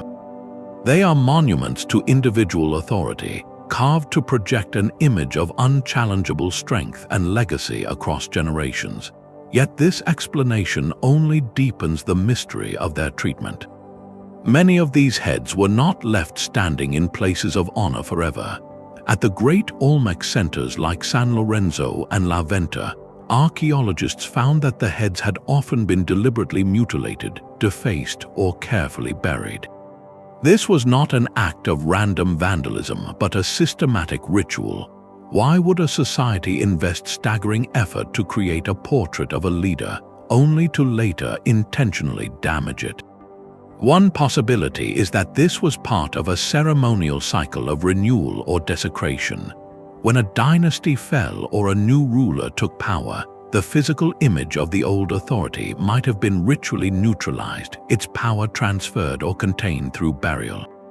The act of creation and the act of burial could both be expressions of sacred practice, two sides of the same coin of political and spiritual life. The logistical feat behind these heads adds another layer of awe. The basalt boulders were quarried from the Tuxtla Mountains, many miles from the swampy riverine sites where they were finally erected. Moving a 20-ton sphere of stone through marshes and across rivers without wheels or draft animals is a puzzle that speaks to extraordinary engineering skill and coordinated labor. It likely involved a combination of log rollers, rafts, and ropes, a communal effort that itself would have reinforced the social power of the individual depicted. As the first civilization in the region, the Olmecs were pioneers, establishing artistic and architectural traditions that would echo for centuries in the Maya, Aztec, and other cultures. But they did not leave a Rosetta Stone for their own world. The colossal heads, therefore, stand as their most eloquent and most cryptic ambassadors.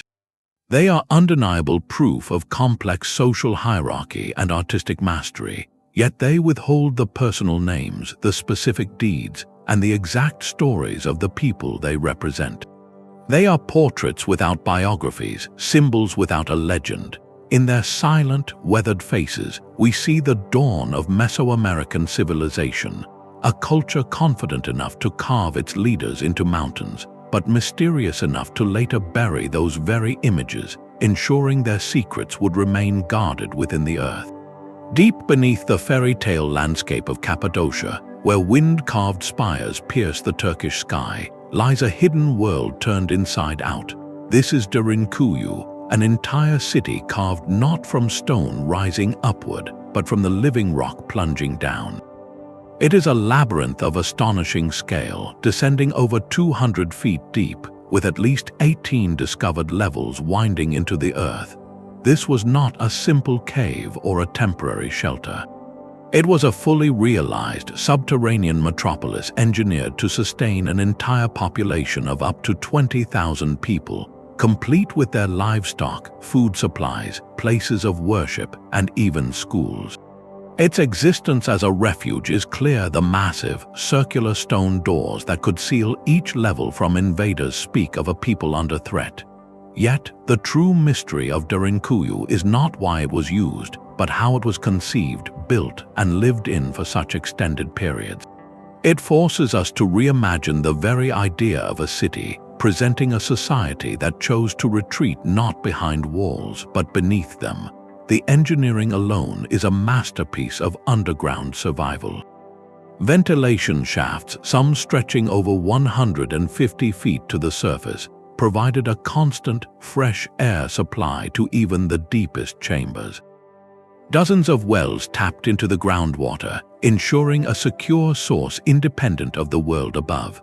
There were stables for animals, storage rooms for giant clay jars of oil and grain, wineries, and kitchens. Communal spaces included a striking cruciform-plan church carved into the rock, a testament to the spiritual life that persisted in the depths. This level of intricate planning indicates a society that anticipated not just weeks, but potentially months or years of concealed living. It speaks to a profound collective foresight and an extraordinary degree of social organization. Who could coordinate the digging of such a vast complex, allocate living space, manage resources, and maintain order in perpetual twilight? The identity of the original architects is one of the site's lingering puzzles. While later used extensively by early Christians fleeing Roman persecution, the deepest, oldest levels may have been started centuries earlier by the Phrygians or even the Hittites, suggesting a project that expanded across generations and civilizations, each adding to the hidden fortress.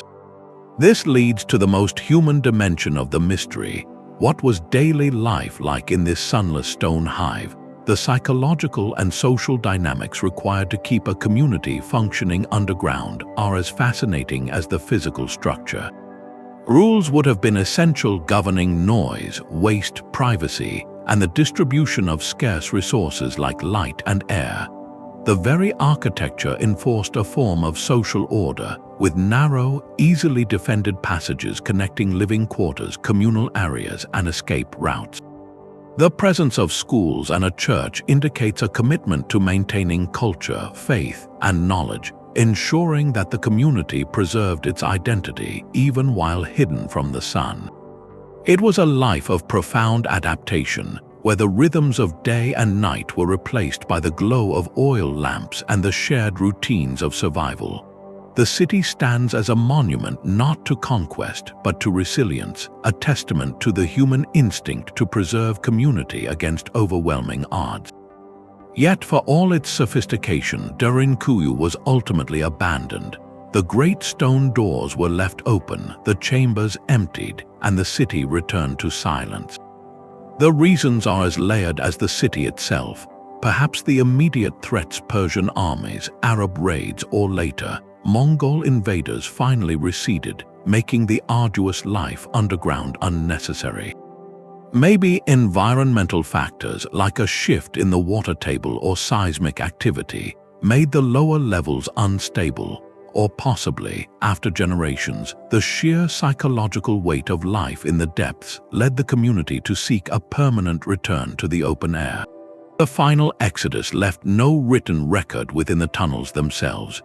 Derinkuyu does not offer a clear story of its end, only the silent, empty evidence of its existence.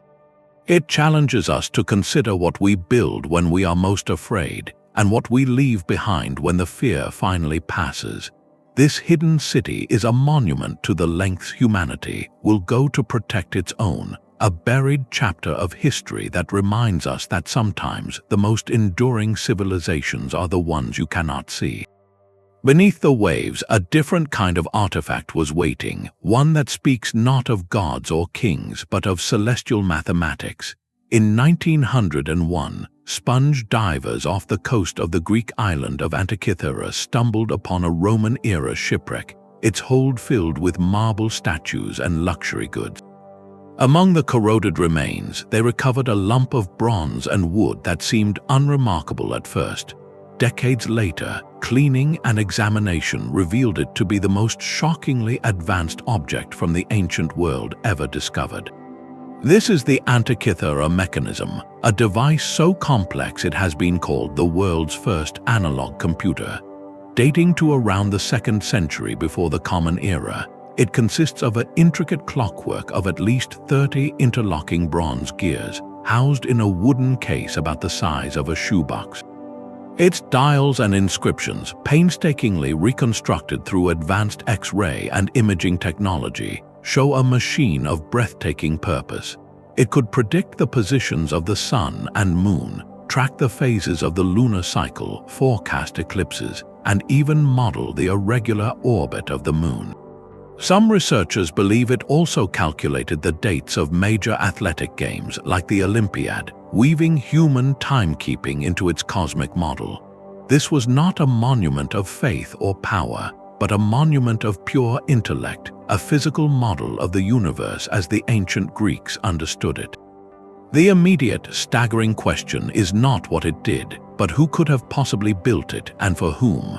The craftsmanship implies a workshop of unparalleled skill, likely linked to the great centers of learning like Rhodes or Alexandria. Was it a unique teaching tool for a philosopher's school, a demonstration device to illustrate the heavens to students? Could it have served a practical purpose for navigation, allowing a wealthy patron to plan sea voyages according to the stars? Or was it simply a magnificent curiosity, a rich man's conversation piece meant to dazzle guests with its moving heavenly spheres? The inscriptions on the mechanism are not a manual, but a user's guide, suggesting it was meant to be operated by someone, not just displayed. This points to a specific, educated audience, perhaps a royal court or a temple where calendrical calculations were vital. The true depth of its functions is still being decoded layer by digital layer, with each new scan revealing more subtle gearing and cryptic text. Its very existence shatters our linear narrative of technological progress. Here was a level of mechanical sophistication that would not be seen again in Europe until the great cathedral clocks of the 14th century, over 1,000 years later. It represents a peak of knowledge that was somehow lost, perhaps in the fires of the Library of Alexandria or the slow collapse of the ancient world, its secrets sinking to the seafloor alongside statues of forgotten heroes. The Antikythera mechanism forces a profound reconsideration. It tells us that the ancient world was capable of technological abstraction we never attributed to it. They didn't just observe the stars, they built machines to simulate their dance. This small, corroded box is a quiet, humbling rebuttal to any notion of ancient simplicity. Its gears are a lost language of precision, and we are still learning how to read the full story they were meant to tell. The silent gears of the Antikythera mechanism modeled a known cosmos, but in the hills of Zhejiang, China, another underground discovery defies any record at all. In 1992, farmers draining local ponds unlocked a secret that had slept beneath their village for 2 millennia. Water poured away to reveal not a natural cavern, but the entrance to a staggering, artificial world. This was the first of the Longyu Caves, a complex of at least 24 hand-carved subterranean halls. To step inside is to enter a space of crushing scale and eerie precision. The caverns cover an area of over 30,000 square meters, each one a vast, echoing chamber supported by massive, evenly spaced pillars. The walls, ceiling, and pillars are covered from top to bottom in a uniform pattern of parallel chisel marks, a testament to a systematic, disciplined workforce that must have numbered in the thousands. The engineering is breathtaking, with grand staircases, consistent slopes, and rooms that mirror each other in design. This was not a haphazard excavation. It was a monumental architectural project executed with a clear, unified plan. And yet, for all its grandeur, it exists in a profound historical silence. No scroll, no stele, no local legend, no imperial chronicle from any dynasty mentions the construction of these caves. They were carved from the sandstone used and then seemingly abandoned to be forgotten, their very memory swallowed by the earth they were cut from. This complete absence of context makes their purpose one of China's most compelling modern archaeological riddles. What drove a society to invest such staggering effort, only to let the knowledge of it vanish entirely? The theories are as varied as the chisel marks on the walls.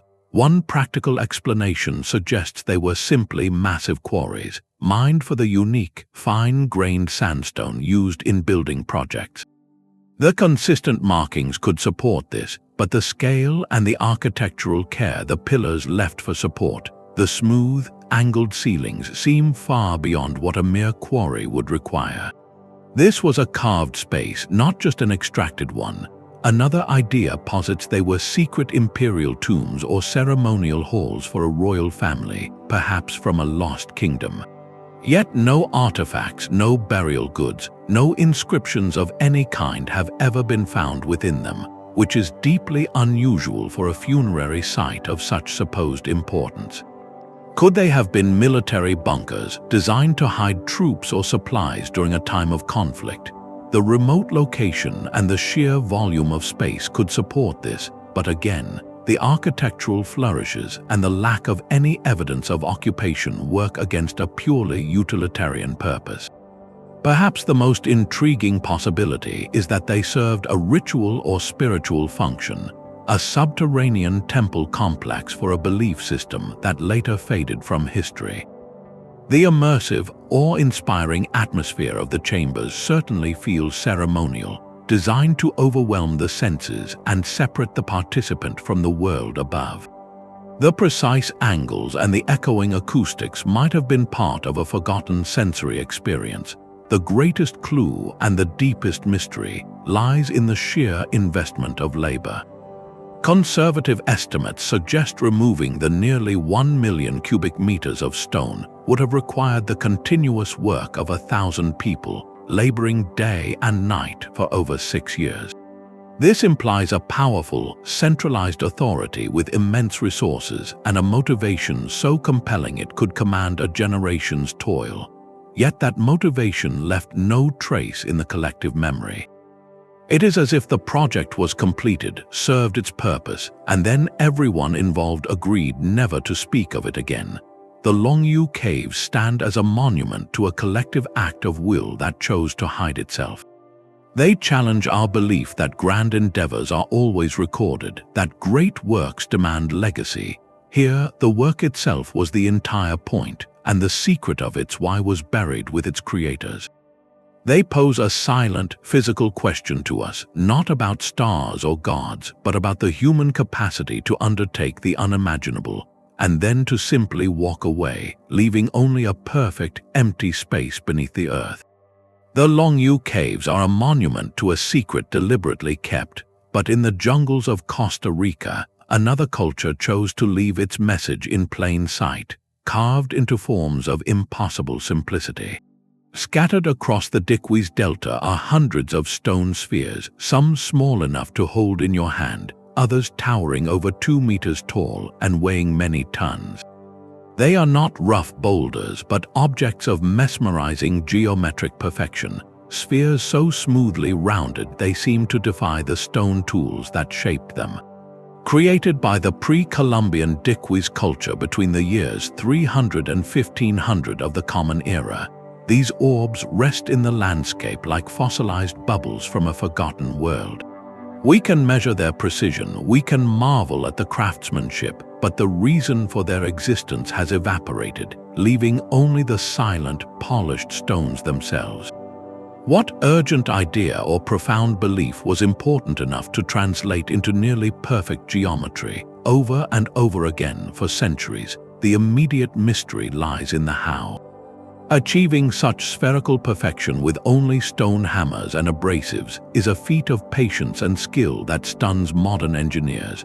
The spheres were carved from granodiorite, a hard, local stone. The process likely involved a combination of techniques, first roughing out the shape with heavier tools, then patiently pecking and grinding the surface smooth, possibly using the stone's own abrasives in sand. The final result is a testament to an artisan's eye and a culture's unwavering standard for a specific form. This was not casual art, it was a disciplined, generations-long tradition. Yet, this technical mastery only deepens the central question of purpose. Why devote such relentless effort to creating perfect spheres, and why place them in specific arrangements across the landscape? The theories are as varied as the spheres themselves, each reflecting a different facet of what might have mattered to the Diquis people. One compelling idea views them as symbols of social power and status. In this reading, the spheres were prestigious objects owned by chiefs or important families. Their size and perfection directly reflected the owner's influence and wealth, serving as permanent, immovable declarations of authority within a community. Placed near dwellings or in central plazas, they would have been constant physical reminders of the social order. Another theory suggests they functioned as territorial markers, denoting clan lands, sacred spaces, or important routes through the dense landscape. A line of spheres might have indicated a boundary, while a cluster could have marked a ceremonial ground or a place of gathering. Their silent, imposing presence would have communicated ownership or sanctity to anyone who saw them. Perhaps the most captivating theories look to the sky. Some researchers note that certain groupings of spheres align with celestial events, such as the rising and setting of the sun during solstices or the position of significant stars. Could these stones have been a three-dimensional astronomical map, a calendar carved in granite to track the seasons and celestial cycles vital for agriculture and ritual? Others propose a more symbolic cosmic connection, seeing the spheres as representations of celestial bodies themselves. The sun, the moon, or even the planets, their perfect form mimicking the perceived perfection of the heavens. They might have been part of a cosmological model, a way to ground the order of the universe in the very soil of their homeland. Tragically, a crucial layer of this mystery was stripped away in the 20th century. During agricultural expansion, many spheres were bulldozed, rolled away, or looted to adorn government buildings, company headquarters, and private gardens. This widespread displacement robbed archaeologists of their original archaeological context, the precise arrangement, their relationship to nearby structures, and the soil layers that could have held dating clues. It is as if someone took the words of a complex sentence and scattered them randomly across a page. We have the words, but we have lost the grammar that gave them meaning. This loss makes deciphering their true function exponentially harder, as the patterns they formed in relation to each other and to the landscape are now fragmented or gone. Thus, the stone spheres of Costa Rica present a dual legacy. They are an undeniable artistic and technological triumph, proof of a sophisticated culture with a unified aesthetic vision and the skill to realize it in enduring stone. Simultaneously, they are a profound lesson in archaeological fragility. The spheres themselves are resilient, but the meaning encoded in their placement was delicate and has been largely erased. Today, they sit in museums, town squares, and quiet fields, their smooth surfaces reflecting our own curious faces back at us. They do not whisper their secrets, they only pose a silent, elegant riddle about value and communication. What did these people see in the perfect sphere that was so compelling it became their cultural signature? The answer is locked within that simple, profound shape, a code we can see but cannot read, reminding us that sometimes the most eloquent messages from the past are the ones that speak without words at all. Perfect spheres speak a silent language of geometry, but the ocean's depths hold a different kind of silence, one that invites stories of its own. We conclude our journey not with a single monument, but with an entire region that has become a modern legend, a place where the line between natural mystery and human imagination blurs completely. This is the Bermuda Triangle, an area of the Atlantic Ocean bounded loosely by points in Florida, Puerto Rico, and Bermuda. For decades, it has been famous for tales of vanished ships and aircraft, often attributed to paranormal forces or extraterrestrial activity.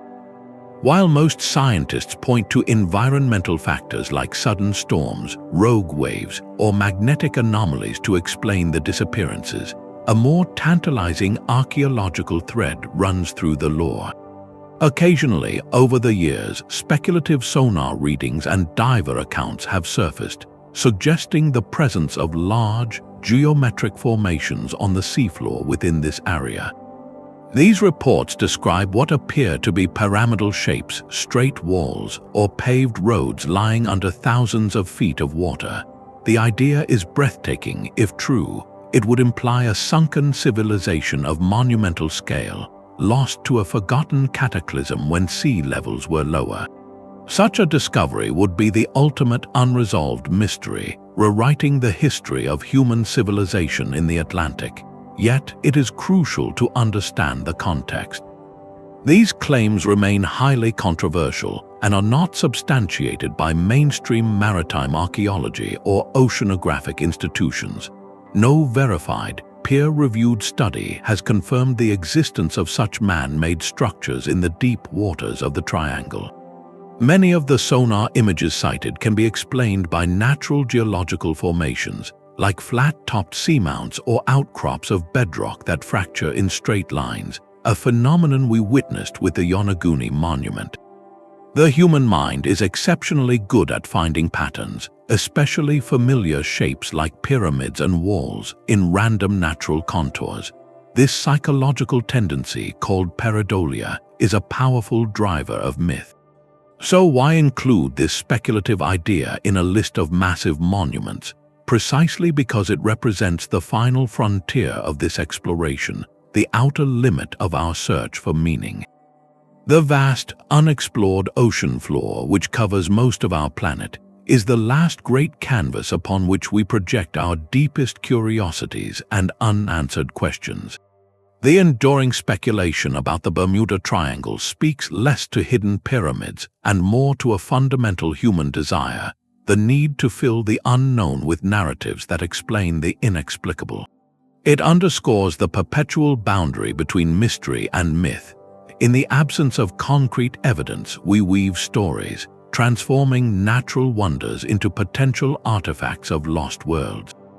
This impulse is not new. It is the same drive that leads us to see faces in the weathered Moai or celestial calendars in circles of stone.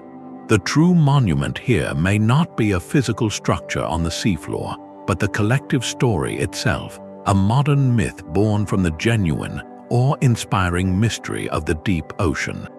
It serves as a powerful reminder that our planet still holds immense, uncharted territories. While we may never find a sunken city in the Triangle, the possibility itself fuels exploration and wonder. It keeps us looking, mapping, and questioning, ensuring that the age of discovery is never truly over.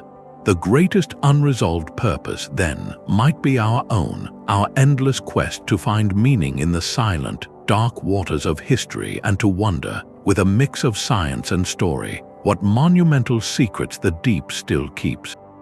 These silent stones and sunken cities, scattered across continents and millennia, speak in different tongues yet share a common grammar of mystery. Stepping back from each individual enigma, patterns begin to emerge, revealing why these grand projects so often resist our modern explanations. The first and most profound silence is the absence of a manual. For so many of these cultures, from the Olmec sculptors to the Dikwi sphere carvers, no written records survive from the builders themselves. We have their art, their engineering, but not their internal dialogue. They left us the physical answer without the question it was meant to solve, forcing us to reverse engineer meaning from form alone. This universal lack of a creator's statement creates the fertile ground where mystery grows. Compounding this silence is a shared gaze toward the heavens. From the solstice alignment at Newgrange to the celestial gears of the Antikythera mechanism, a deep preoccupation with cosmic order is unmistakable. These were not cultures that saw the sky as a distant spectacle. For them, the movement of the sun, moon, and stars was a direct dialogue with the forces governing life, death, and the seasons. Their monuments often served as massive stone dials, anchoring their communities to the reliable rhythms of the cosmos in an unpredictable world. This astronomical thread suggests a universal human drive to find our place within a vast, orderly universe, a drive expressed not with telescopes, but with aligned stones and carved constellations. The staggering scale of labor itself is another unifying clue. Moving an 800-ton block at Baalbek or carving an entire underground city at Terracotta, you required more than just manpower. It required a unifying vision powerful enough to coordinate generations. This points to a social engine far stronger than simple pragmatism. The fuel was likely a potent mix of shared belief, whether devotion to a god, loyalty to a deified ruler, or a collective ritual so vital it justified a lifetime of toil. The monument became the physical proof of that communal faith, its very impossibility a demonstration of the ideology's power. In this light, these sites are less about utility and more about identity forged in stone. History itself often obscures these original purposes through layers of reuse and reinterpretation. The Romans built upon the mysterious megalithic podium at Baalbek, just as later cultures left their mark on sites they could no longer fully understand. Each new generation projects its own beliefs onto these enduring forms, creating a palimpsest where the original script is buried under centuries of new meaning. This layering makes the archaeologist's task like trying to read the first page of a book that has been written over many times. Finally, the Earth itself is an active participant in these mysteries. Environmental change has been a relentless curator. Rising seas swallowed potential cities like Dwarka, silt and soil buried the Göbekli Circle and the Longyu Caves, and jungle vines reclaimed the Olmec centers. These natural processes did not just hide these sites, they preserved them, freezing moments in time but also stripping away the contextual landscape that held vital clues. The very forces that saved these monuments for us also erased the living world that gave them purpose. Recognizing these common threads does not provide neat solutions. Instead, it reframes our quest. We are not just solving technical puzzles about how stones were moved, we are listening for echoes of ancient priorities. These unresolved purposes remind us that the most enduring human projects are often those that strive for connection, to the cosmos, to the divine, to our ancestors, or to our own communal spirit. The mystery, therefore, is not a flaw in our understanding, but an essential part of their legacy. It invites us to continually re-engage with the past, to wonder not just what they built, but what they believed was important enough to build forever. This legacy of whispers and wonders is what we are left to contemplate. Our journey across continents and millennia reveals a humbling truth that humanity's grandest constructions are often its most cryptic. These 25 massive monuments, from the sunken stones of Yonaguni to the celestial gears of Antikythera, stand as undeniable testaments to human ingenuity, profound faith, and staggering ambition. Yet their true purposes, the specific dreams and directives that set them in motion, remain just beyond our grasp, whispering from the other side of a vast, silent canyon of time. They are not failures of archaeology, but rather its most precious gifts. They remind us that history is not a solved puzzle, neatly boxed and stored away. It is an ongoing, vibrant conversation between the past and the present, a dialogue where every new discovery asks a dozen more questions.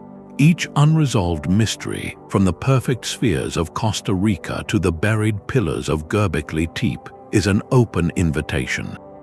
It invites us to question our assumptions, to explore with both rigor and imagination, and above all, to stand in genuine marvel at the capabilities and concerns of those who came before us. In this light, perhaps the ultimate purpose of these monuments transcends their original, lost function. Their power today lies not in what they were built to do, but in what they still do to us. They ignite wonder, they fuel curiosity, they challenge our modern arrogance, reminding us that ancient minds were capable of conceptual leaps and physical achievements we are only beginning to appreciate. They connect us across the centuries to the universal human drives to create meaning, to seek order in the cosmos, and to leave a mark that says we were here. So as we look to the future, one question naturally arises.